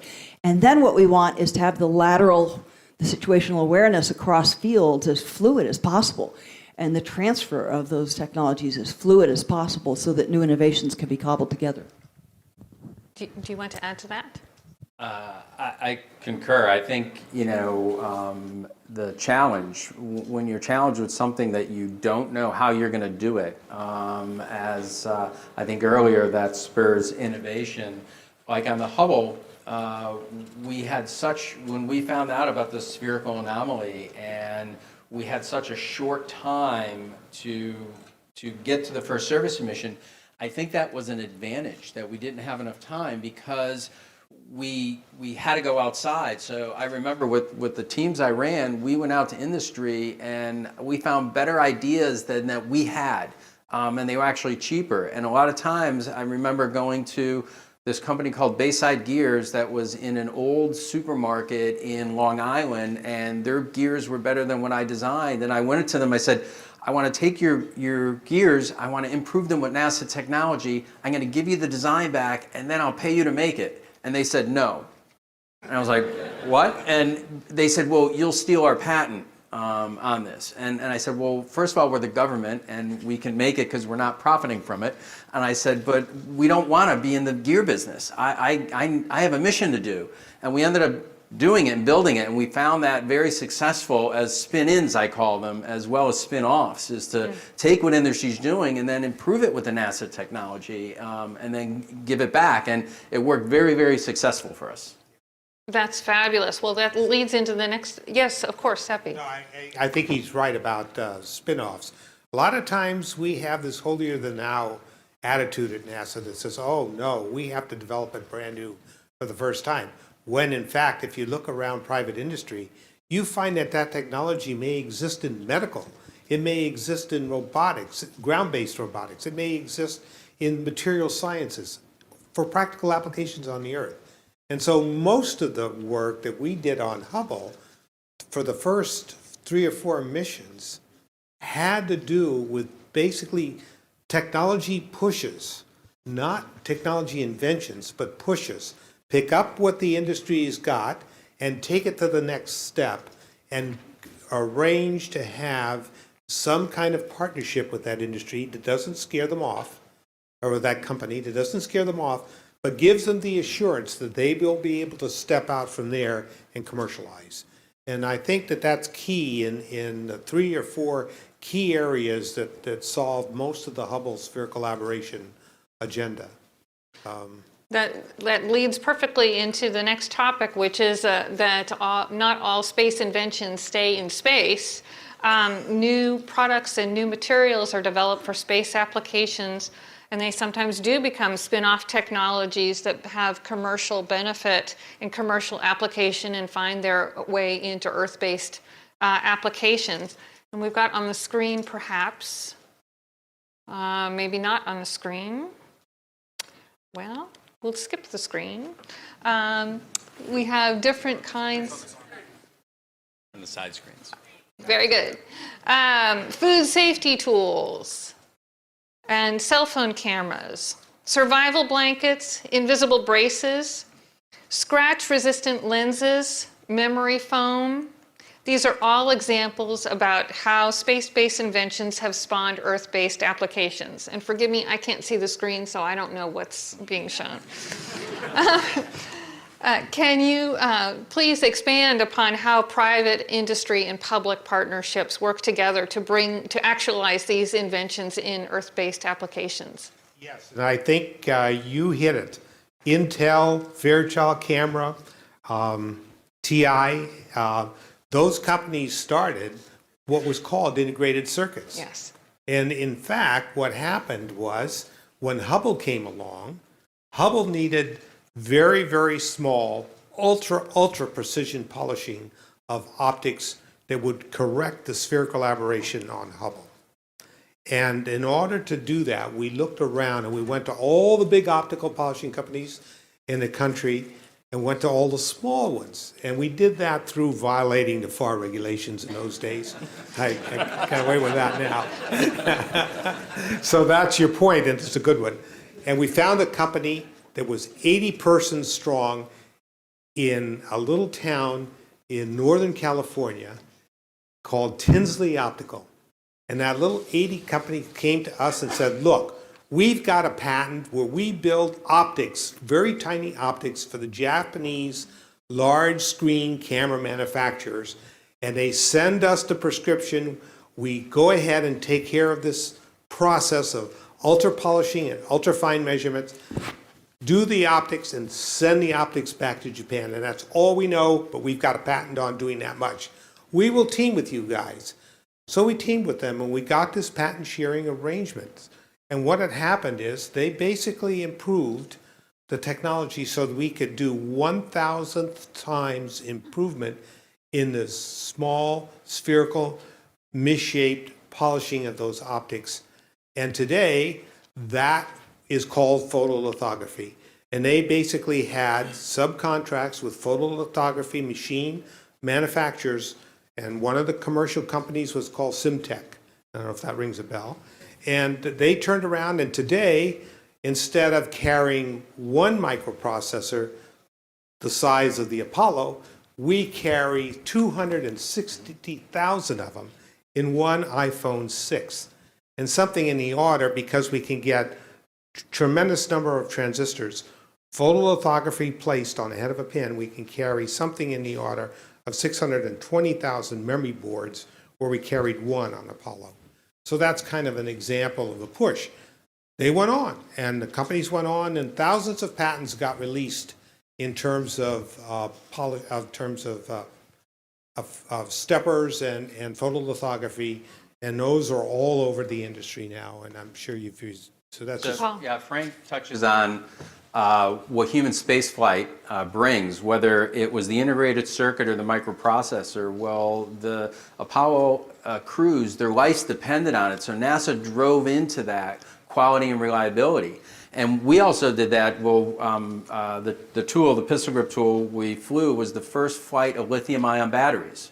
So I remember calling around the country, and I called one company in the Midwest, and they said, I said, do you have a D cell that can pull 10 amp hours for 10 seconds? And they said, well, send us a request for a proposal, and we'll get you an answer. I called the second company, and they said, we can give you a white paper. And I called the third company, and I was put on hold. And I'm waiting on hold, I'm waiting on hold. And this guy, Dr. Bob from SAF, comes back. He goes, yeah, we have it. I'm like, how do I know? I just went to the lab and did it. I said, I'll be up tomorrow. I drove up to Cockeysville, Maryland to SAF, and we started a partnership. The problem was, there was too much energy in these batteries and they would explode. And so we had to make them safe for the crew to use, to carry it in the cabin and to use outside. So we went through extensive development and used Crane, Indiana to test batteries. So we were able to get these batteries and help them with their polyethylene, polymicromine, their jelly rolls and everything. So we were able to put nails through them, short them, put them next to each other, put them in a fire. And so we made them so safe. And then that's how that technology then advanced, so then you can carry it in, in your pocket and everything. So, and again, it wasn't our technology, but for human spaceflight, it was so critical to drive the reliability and the safety in it that's where we got some of the innovations, just like Apollo and the computers and the microprocessors. And you can hypothesize that there might have been another path to getting to that safety and reliability level for lithium-ion batteries. But this was a couple of 18-month, got to get it done. Yes. Boost start because of the very different exogenous and exotic set of constraints. So this is a case where you were actually working with the private industry to help them develop their technology for further reliability and use, yes. And they owned the intellectual property in that. So the question is, here's beautiful NASA doing all this wonderful stuff, helping private industry to increase its own intellectual property. So why does NASA need any patents? Yeah, well, I think there's two reasons, really. The first reason is protection. Most of the companies that you start to work with that want to make a push, that already have some of the technology, but recognize they need to make a financial push to get to match up with NASA's needs, they want to be protected. So somewhere, somehow, you have to have a protection system where their investment makes sense to them economically and it protects them. So protection is one part of it. The other part that never gets talked about is acceleration. The acceleration is really the most incredible piece that I've seen. When there is not even a patent awarded, but a patent pending awarded, and there NASA puts this list out, all of a sudden phone calls ring off the hook. Everybody in the country that's interested in that particular technology wants to know what you're doing, wants to know if they can share in the patent, wants to know if they can get it. So it accelerates the innovation. And innovation acceleration is really, I think, even more important than patent protection. Because you can have enough lawsuits, eventually you'll win. And now that they've thrown away the notebook, with patent law and so on, it's a thing. But if I can take one more second, the most important thing, I look at all the women in this room, the most important thing that came out of this technology push with Hubble, when the second servicing mission, we were looking for an instrument that could see stars that we could not see from the ground, could see galaxies that were so faint we could not measure them or see them from the ground. And we needed a detector, a super sophisticated detector in 1997 timeframe. Was when the mission was to fly. We went basically to a university, a medical university of all places, and they said, we've got a detector that we are developing for breast cancer detection. And we think we hit a hole and we can't go any further. Can you help us? And our company, our partner company, is a little company, again, 120-person strong company in Beaverton, Oregon. And the two of them got together and signed an agreement. NASA put some money in to push the breakthrough technology. And within 2 years, 6 months before we ever launched that instrument with that new detector to orbit, there were over 1,000 stereotactic breast mammography equipment machines sitting in hospitals and labs around the country. It took off so fast. And today, if you do mammography, and I've had several of our engineers work that have gone in, they use the same kind of equipment. And my point is, again, innovation, push. We don't have to be the originators. We don't have to invent the Velcro tape. But it's important that we team and make commercial pushes with companies to bring this technology out on the street, but we've got to recognize it. We have to recognize the need. Thank you. Yes. I'd just add one point to your original question. Why should NASA have any patents? And I think one reason is that sometimes the spark, the origin of an idea, is within a NASA lab or a NASA-funded university. And it is right and legitimate that that first spark of an idea be granted the protection as well. But what you've really been hearing here, I think, and certainly what I experienced in all my missions at NASA, is a much richer interweave of push and pull between industry and NASA than is commonly conceived of. It can certainly get better, richer, more dense, and at a faster pace.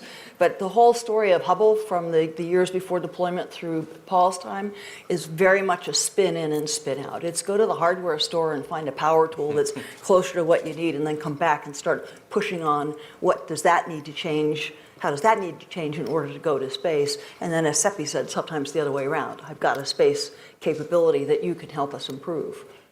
Brilliant. Well, Paul, you are a patentee, and you patented your design for a space power tool. Can you tell us about your own patent journey and what inspired you to create the invention and then patent it? Part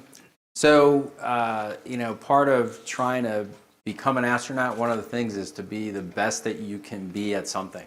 And so I found a niche as a mechanism designer, and then got the great opportunity on Hubble to take that spaceflight mechanism, what I ate lunch with the graybeards that had patents on the brushless DC motor for years to learn how to do that in bearings, and I took it to power tools.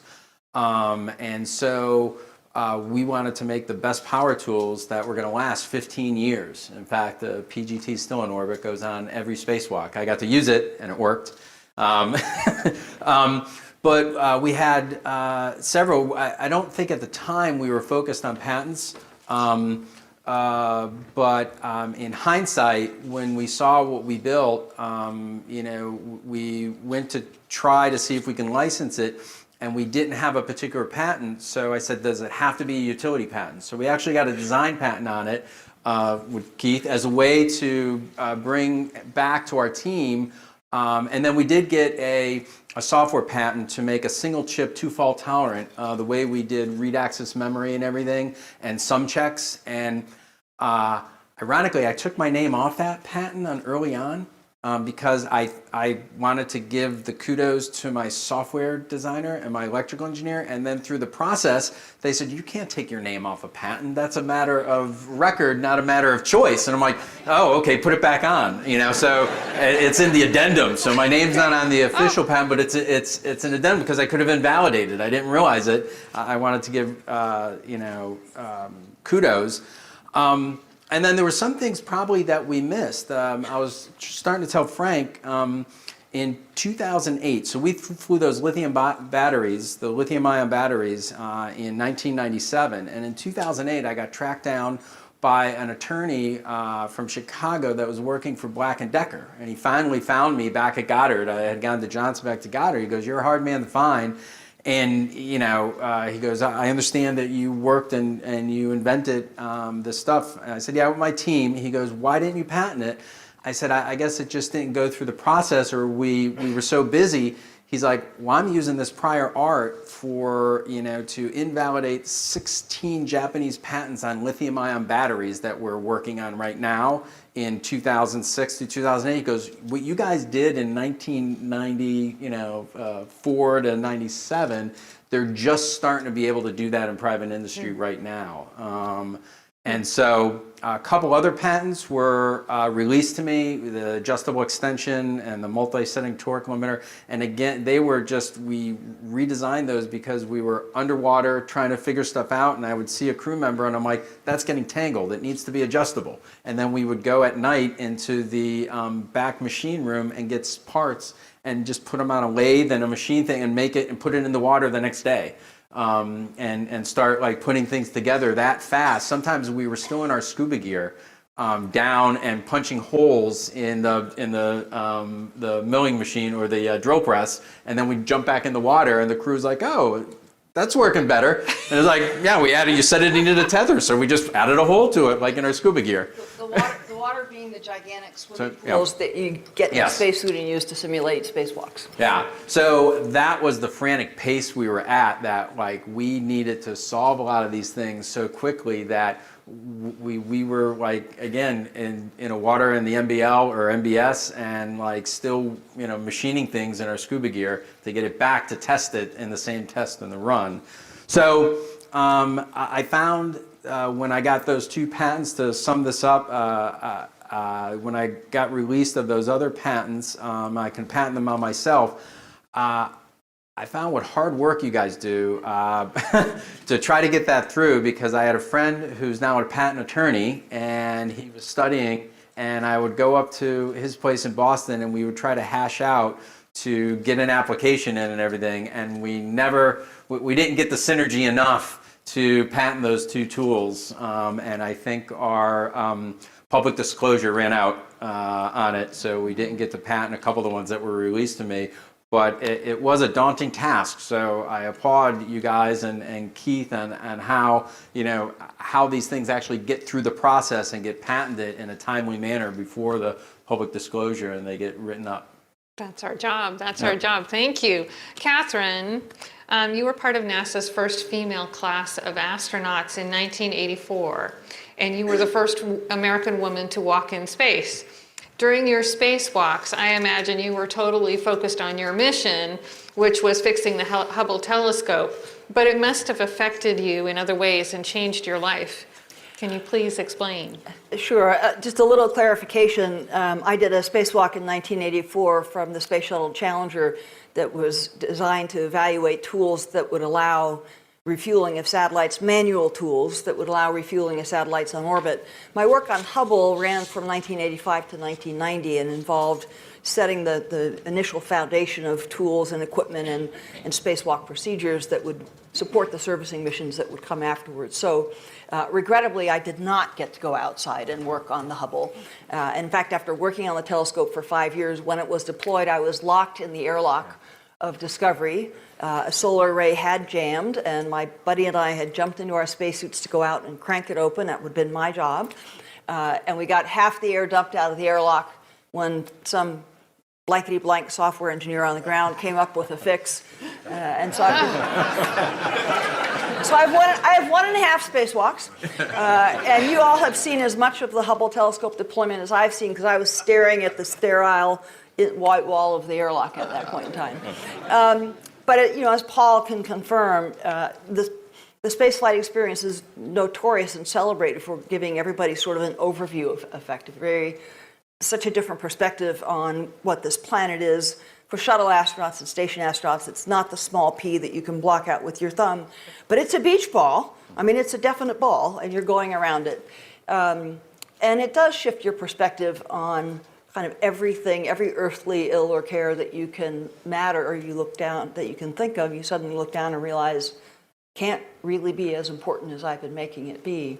If you get to leave the spacecraft, get on your own body-shaped spaceship and go outside, hand over hand, moving around, and move the shuttle out of your way so you can see the Earth without a window frame, or hang off a handrail and feel like you're a 6-year-old kid hanging from a tree limb again, looking at the blue of the Earth sliding by between your boots.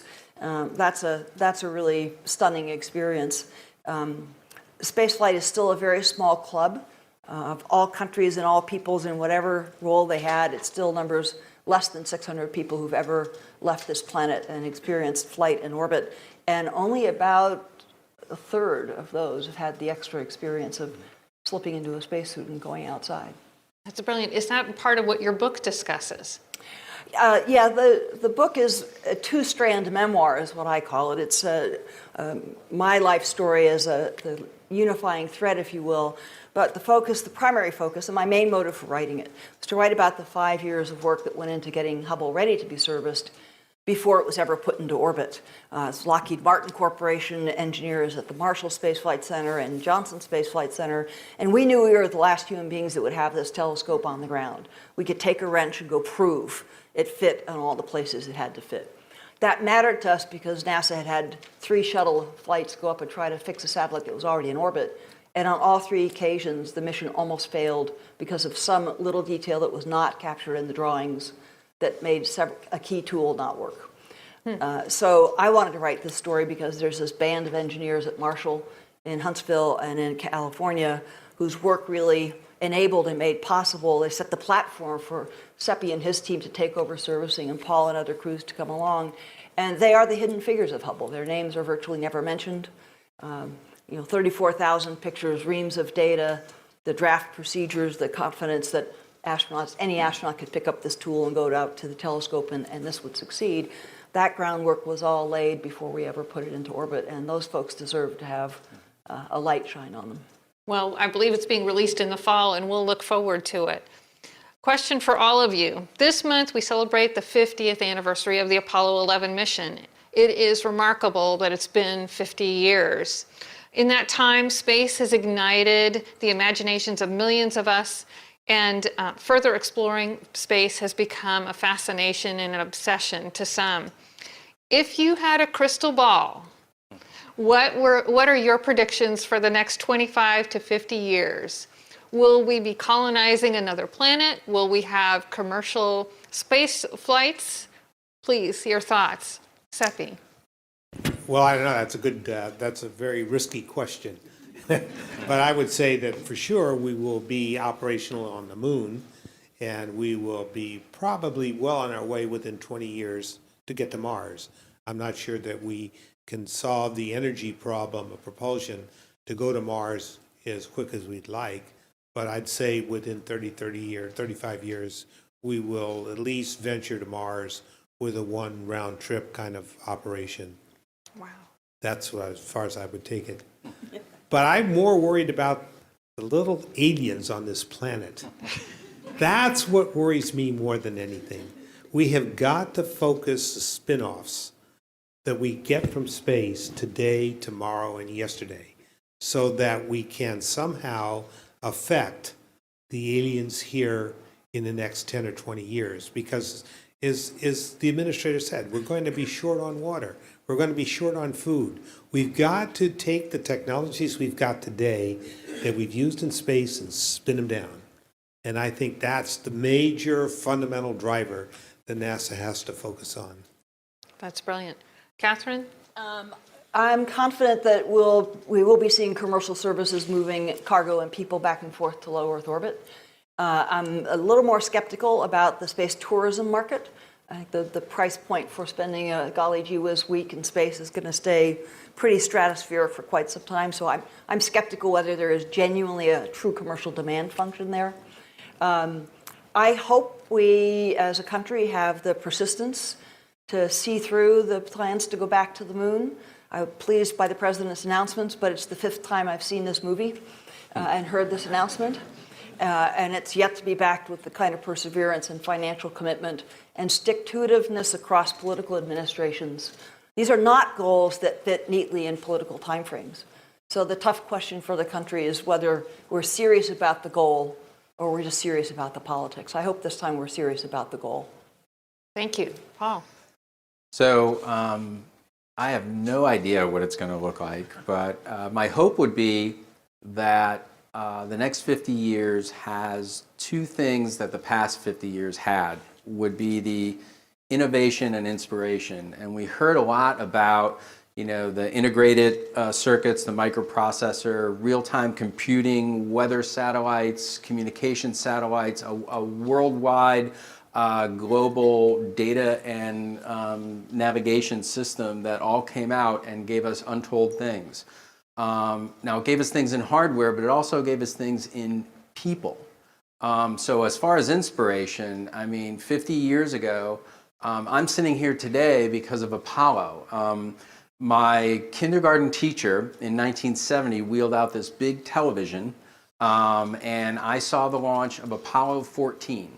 I had to go back and look, and that was in April or something of 1970. I said, I want to be an astronaut. And I actually had, and I just found it the other day when the paper called from the Scranton Times, this poster of all the Apollo astronauts and the trajectory of how they were going to get and land on the moon. And I still have it. I would look at that every night. I'd fold it and put it under my bed. And so I'm hoping that, out there, I saw some young kids here and I see some other young kids here, that there's something about NASA and there's something today that can inspire you. So 50 years from now, you'll be on a panel, you'll be sitting back trying to do this. And even if I didn't make it to become an astronaut, I think, being inspired to become an engineer and to just contribute to our country was amazing. So my hope was that we continue with the spirit of innovation and inspiration. Can I chime one more thought on Of that? course. I was not a little kid. I watched all of Mercury, Gemini, and Apollo, and the I want to be an astronaut sentence never entered my head.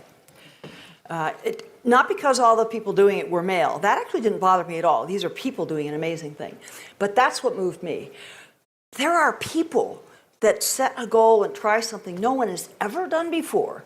And they get super smart, they just figure things out, they create new capabilities, and the watching of them doing it they're just so adventurous. I wanted my life to have that kind of adventure. And when those missions succeeded, and when Neil and Buzz stepped out on the moon, I watched that in black and white, but suddenly my sense of, how can a 17-year-old girl in Southern California who's a language major, for crying out loud, imagine that she could have that kind of prospect in her life? Their footprints on the moon told me things you thought were impossible your entire life, they can actually come true. Man on the moon? Never going to happen. We watched it happen. We got to believe. We made the possible possible. Indeed, you did. I think we have time for some questions from the audience. So I will kick it over. Our first question comes from Andrei. He works in the Undersecretary's office. Gee, thanks. I have a very important question. Has NASA authorized any of you to tell us what we will find in Area 51 when we all storm it?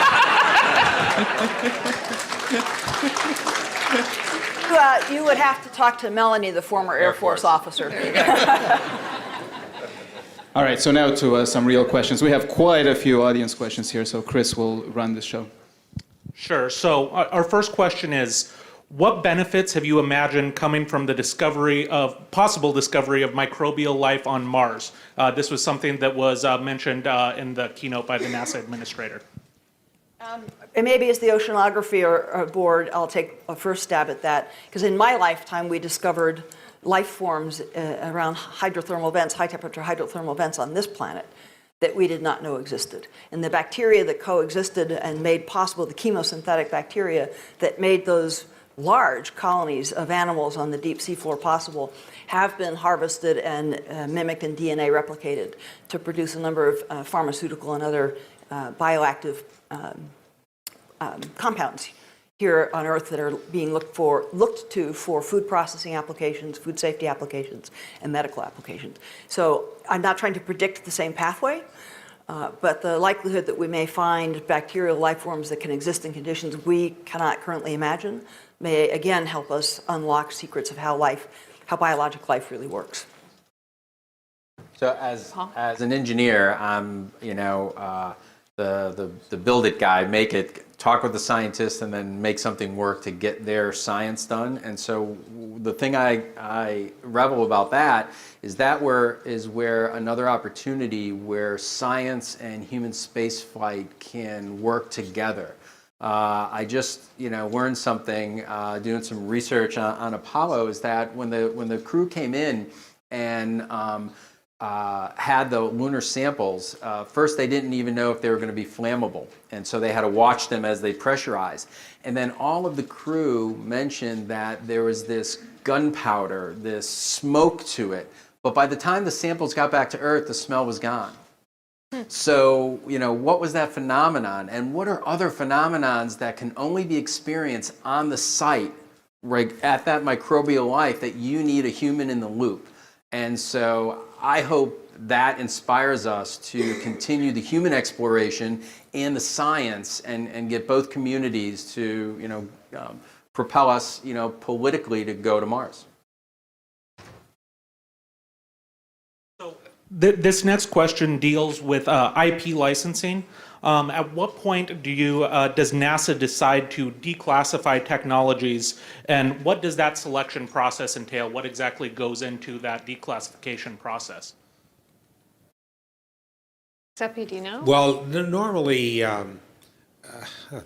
there's it depends on the application of that particular process.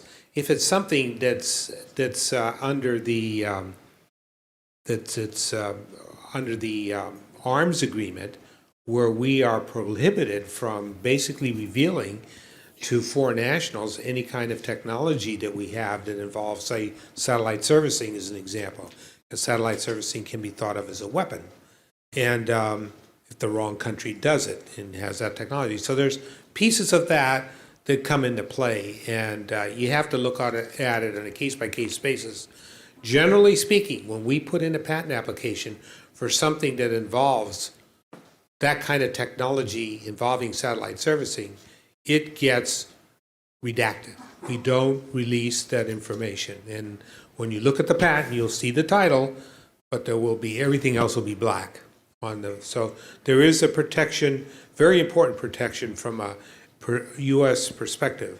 Now that protection only applies to companies and to individuals that are non-U.S. U.S. companies can get access at request for those technologies. But that's ITAR protection, that, just to be clear, that's not national security classification. That's ITAR protection, correct. Thank you. I think our next question is going to come from Kevin, who works in space commerce. Thanks. And as I'm listening to you, I just wanted to raise a worry that we see every day. We're sitting here, and we heard both the stories. I always wanted to be an astronaut. I never wanted to be an astronaut. And one of the things we're seeing as we talk about the trillion-dollar space economy is a worry that we have to pay careful attention to the talent. And what I mean by that is we should not assume that the talent, as someone said in a workshop that We Commerce ran with State a couple of weeks ago, we should not assume that the youth are as enamored of the space business as the 500 people sitting in this room today. And so we're going to have to work hard to encourage them, as well as other communities. Second point I would make on the talent issue is if we're really going to hit the trillion-dollar space economy, we certainly need the technical talent, but we're going to need a much wider range of talent. We're going to need educators, and we're going to need people to do business cases, and even artists and people like that who are going to help build out the breadth of that economy. Yes, sir. Statistics show that more American youth would like to be YouTube influencers than astronauts. We saw the poll. It was pretty disheartening, actually. There's another thing that connected with the Inventors Hall of Fame is the Invent Now camps for the children, Camp Invention. And those camps deal with children from the 4th grade on up through juniors and seniors in high school. We need to accelerate Camp Invention. We need to get those kids in summer camps and sometimes during the school years involved in Invent Now, Camp Invention, because that gets them stimulated at a very early age into being able to put things together, figure out how things work, come up with their own crazy ideas, how to build bridges, avoid eggs from cracking when you drop them from 10 feet, and so on. That's the kind of thing, that's a stimulus for innovation. And those kids will carry it up. Once you get to the high school, you have got to adopt an internship program for high schoolers who are interested in STEM. There's only way you're going to keep them is to basically involve them during the summers through the university, through colleges, through various different high schools, into some kind of internship program working with engineers in private industry, at NASA, in DOD, wherever, but get them involved. Get them able to see that they can, at a very early period in their growth projective, ability to invent, to do things, to think on their feet, to come up with clever ideas. Once you're in college, well, you're on your own. But as I tell the kids that just come out of school, the first 4 to 6 years after they graduate are the most productive, innovative years they're going to have, because they're not boiled down, they're not boxed in by unending bureaucracies, rules, regulations. They can think, at least for 3 or 4 years, a lot more in a lot freer context, as opposed to being sidelined with bureaucracy and rules. So I think that that's the picture. 60,000, 300 plus, maybe 360,000. Those two numbers mean something to me. 60,000 engineers we graduate in the United States every year, round numbers. 360,000 is what China graduates every year. Can you imagine that ratio? That is scary. Now, a lot of people argue, well, it's the quality of education, so it doesn't matter. 60 versus 360, scary, scary. If we're going to keep ahead and be the economic prowess of the future as a country, we've got to fix that number. And that's what, that ties into, I always try to tell my teams and tell, students, governments don't build great things, the technology, companies don't build, great technology, people do. It's all down to the individual people and the talent. You can even go, a lot of companies might say, we did this, but unless you get that same team of people together another time to do it, it's hard to replicate, and you got to form that team. So our biggest resource is the people, and luckily it's a renewable resource, but we got to work on keeping that renewable resource, because without the people, government companies can't do anything.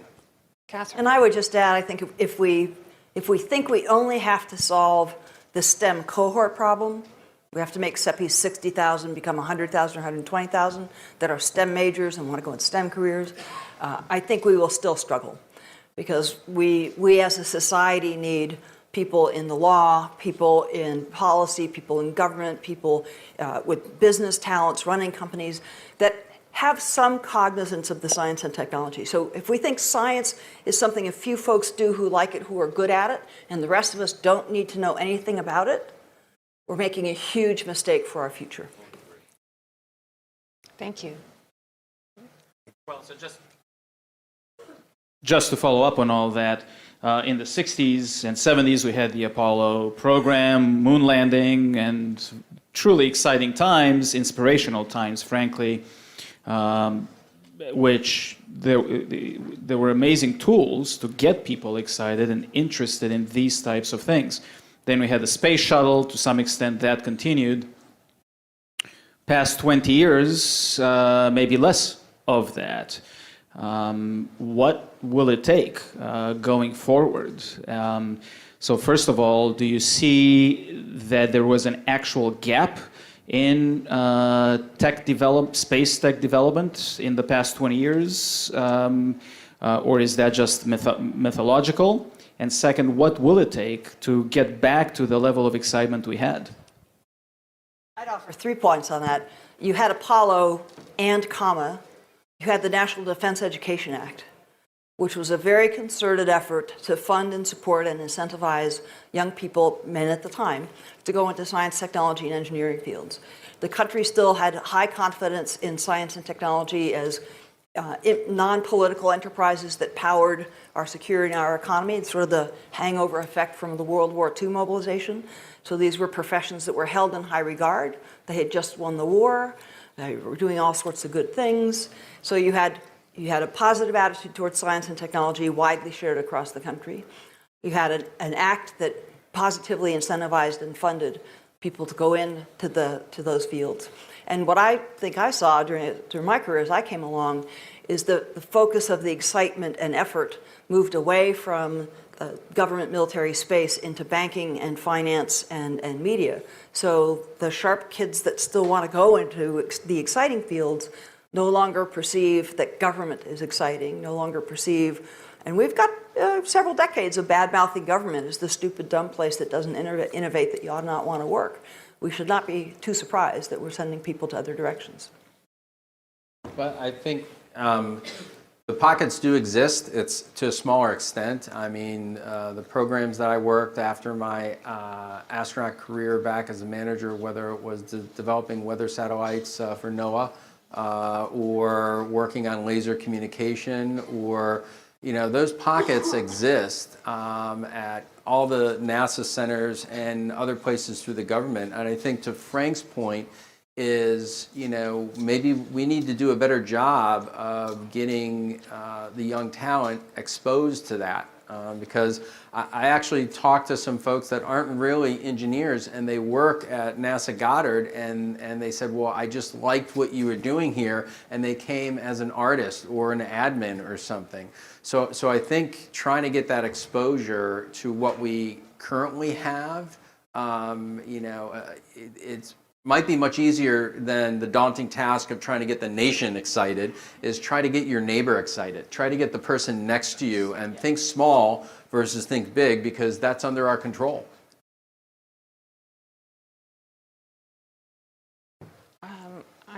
I guess we have time for a couple more questions here.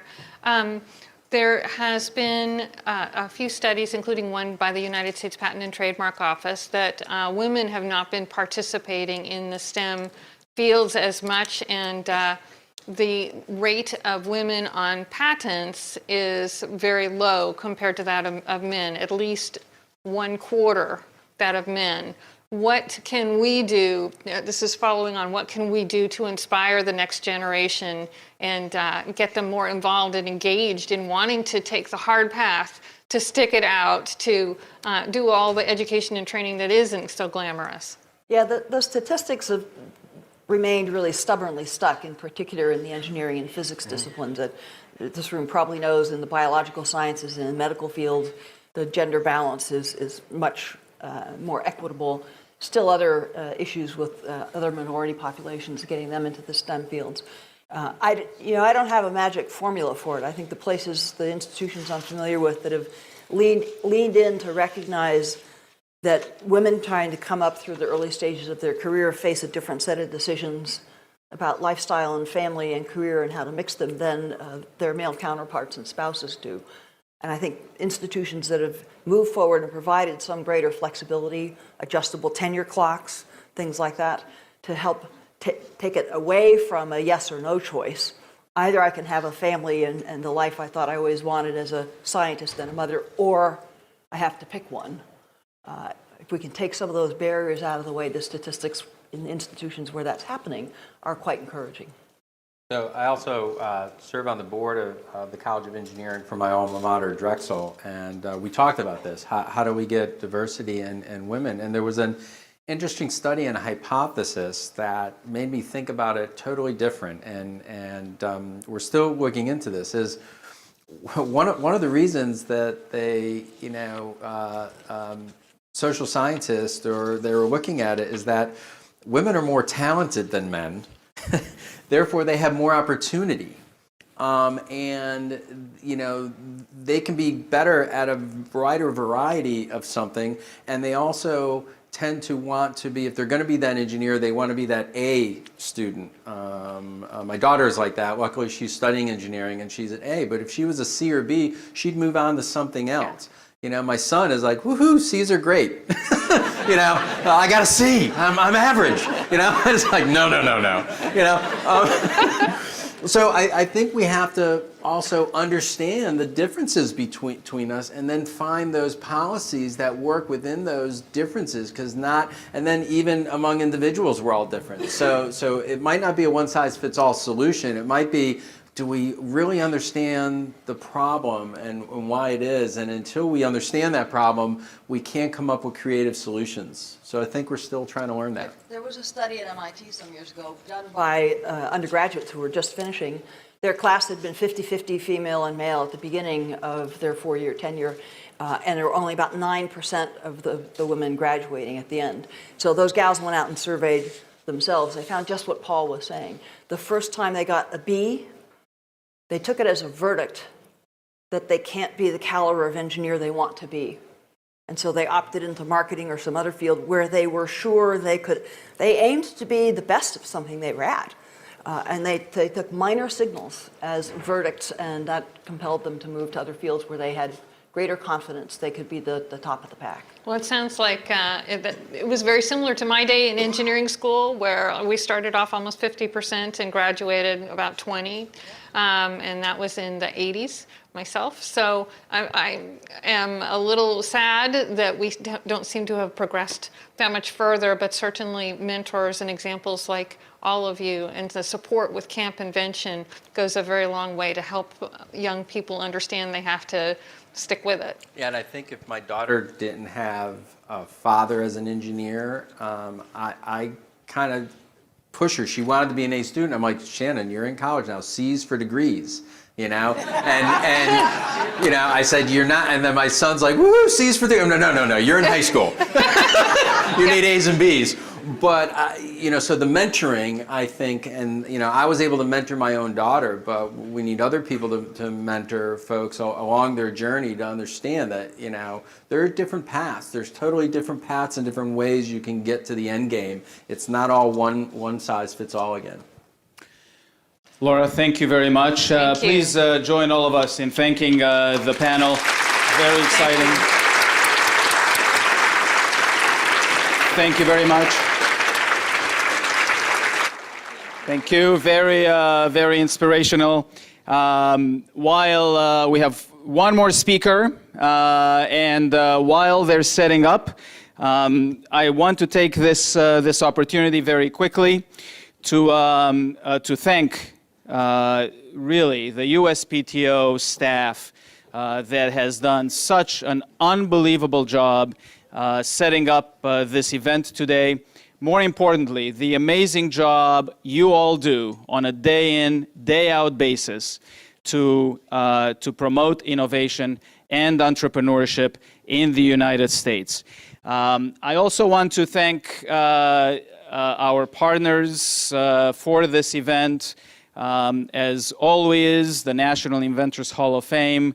They are always gracious with their facilities, knowledge, and the like. And I want to thank the IEEE, first of all, for all the work that they do, but also for having a booth outside, and also the virtual reality simulator moonwalk ball, which I guess that's what I would call it, Sphere, which I tried this morning. If you haven't had a chance to try it, if it's still available out there, you should go ahead and try it. Would be good to know if we are ready. What's that? We're ready? If not, I can tell another story, because I can come up with all sorts of things. Okay. So we'll work from this mic, if that's okay. Very good. And now it is my distinct honor to introduce the United States Secretary of Commerce, Wilbur Ross. Secretary.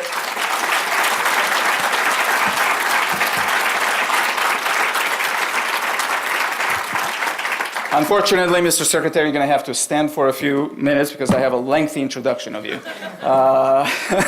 can make it longer, I'll say. No. So the former chairman and chief strategy officer of W.L. Ross & Company, Secretary Ross, has deep investment and banking and private equity experience. I guess it is working good. He has been chairman or lead director of more than 100 companies operating in more than 20 different countries. Secretary Ross is the principal voice of business in the executive branch, ensuring that U.S. entrepreneurs and businesses have the tools they need to create jobs and economic opportunity. Secretary Ross also oversees the new Space Policy Advancing Commercial Enterprise Administration, also the acronym SPACE, which coordinates the Commerce Department's commercial space activities. In this role, Secretary Ross leads the administration's charge for increased international industry collaboration, agency cooperation, and regulatory relief in space commerce, underscoring the important aim to increase the American space industry's global competitiveness. Secretary Ross is also a frequent visitor to the USPTO and a strong supporter of intellectual property rights. On a personal note, it is an honor for me, both personally and professionally, to serve under his leadership. Please join me in welcoming Secretary Wilbur Ross.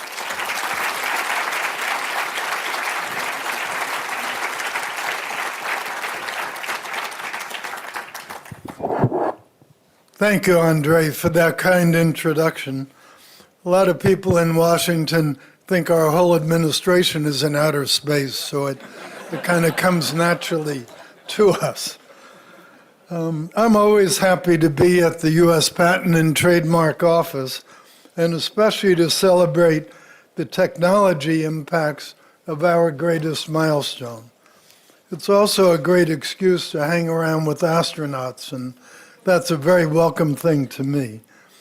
But to those of you in the room who are part of the Apollo program, the astronauts, engineers, program managers, technicians, everybody, congratulations and thank you for everything you have done for our fellow citizens. That half century sure did go by fast. But you know something? The majority of Americans were not even born when we had the moon landing. 211.6 million Americans were born after 1969. So for 65% of the country, Apollo is ancient history, almost as much as Greek history from which it gets its name. And the scratchy analog audio-video technology that was used back then really makes it look ancient as well. But today, we have entered a new space age, driven by entrepreneurs who have galvanized young engineers, scientists, and technologists with their vision for commercializing new space technologies. With awe, we watched the infectious reactions of those involved with designing and building rockets as they're launched and returned back to Earth. Just yesterday, I was at the Kennedy Space Center in Florida for a ribbon cutting of the new OneWeb small satellite manufacturing facility. If you're ever down at Cape Canaveral, you ought to go by this operation. It really looks much more like a laboratory than a factory, and it is ruthlessly efficient. It wasn't long ago that with the retirement of the space shuttle, the space industry seemed to be shutting down. But today, companies like OneWeb are mass producing hundreds, even thousands of small satellites, and they're being launched into orbit by private companies. Soon, every human on the planet will have access to the internet, thanks to constellations of small satellites that will provide full Earth coverage every second of every day. Space is a growth industry and is exceedingly important to the U.S. economy. Space Foundation reported last week that global space revenues hit $414 billion in 2018, and it's well on its way to becoming a $1 trillion industry, trillion with a big T. There's a new space race among the 80 countries that have targeted the industry. Think about that, 80 countries all doing something in space. Protecting the intellectual property of new space companies, entrepreneurs, investors, and individuals will be essential to our success.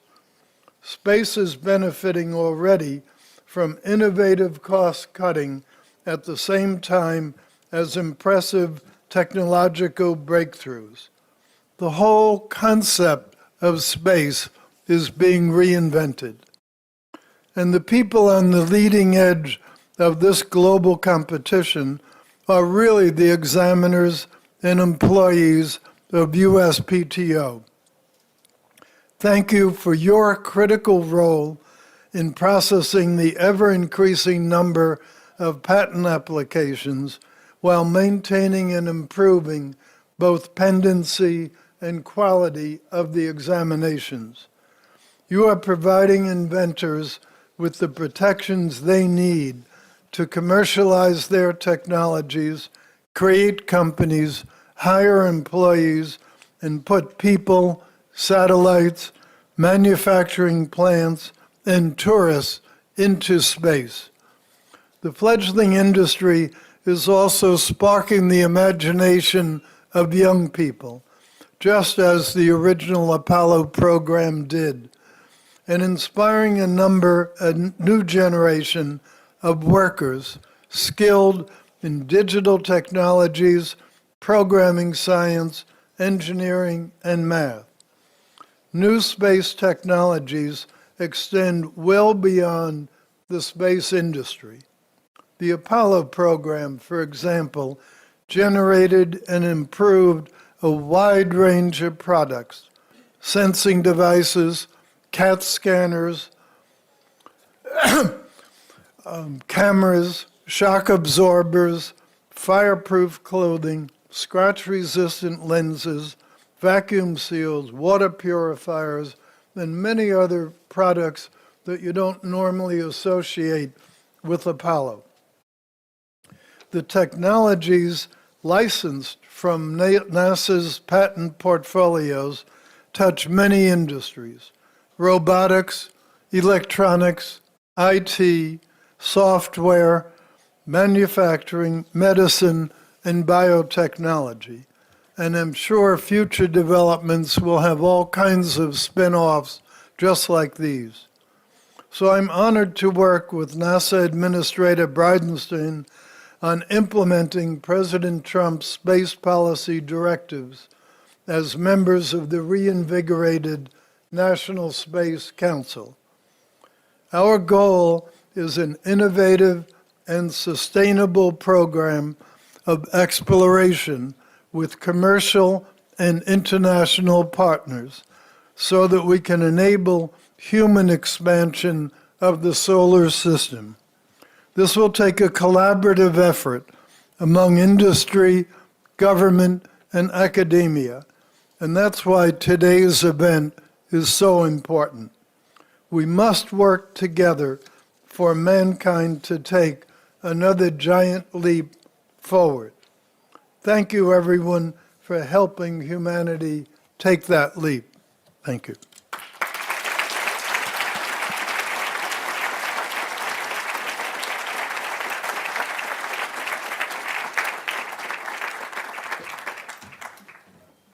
Thank you, Secretary Ross, for your inspirational words, and thank you once again for coming to the PTO. Thank you, everybody in the room, for attending our event here today, an inspirational set of speakers. Thank you in particular to all the speakers and the leaders in government, as well as in industry. Special hellos to the students in this room and the young ones. We have at the Department of Commerce and here at the USPTO a whole host of summer interns, and many of them in attendance here today, and also younger kids who are coming, who have come here and are attending, I guess, just for fun. And this really is all about you and your future, and what we can do to improve your opportunities to make humankind take another giant leap forward. So thank you to all. Thank you for being here, and have a great rest of the day.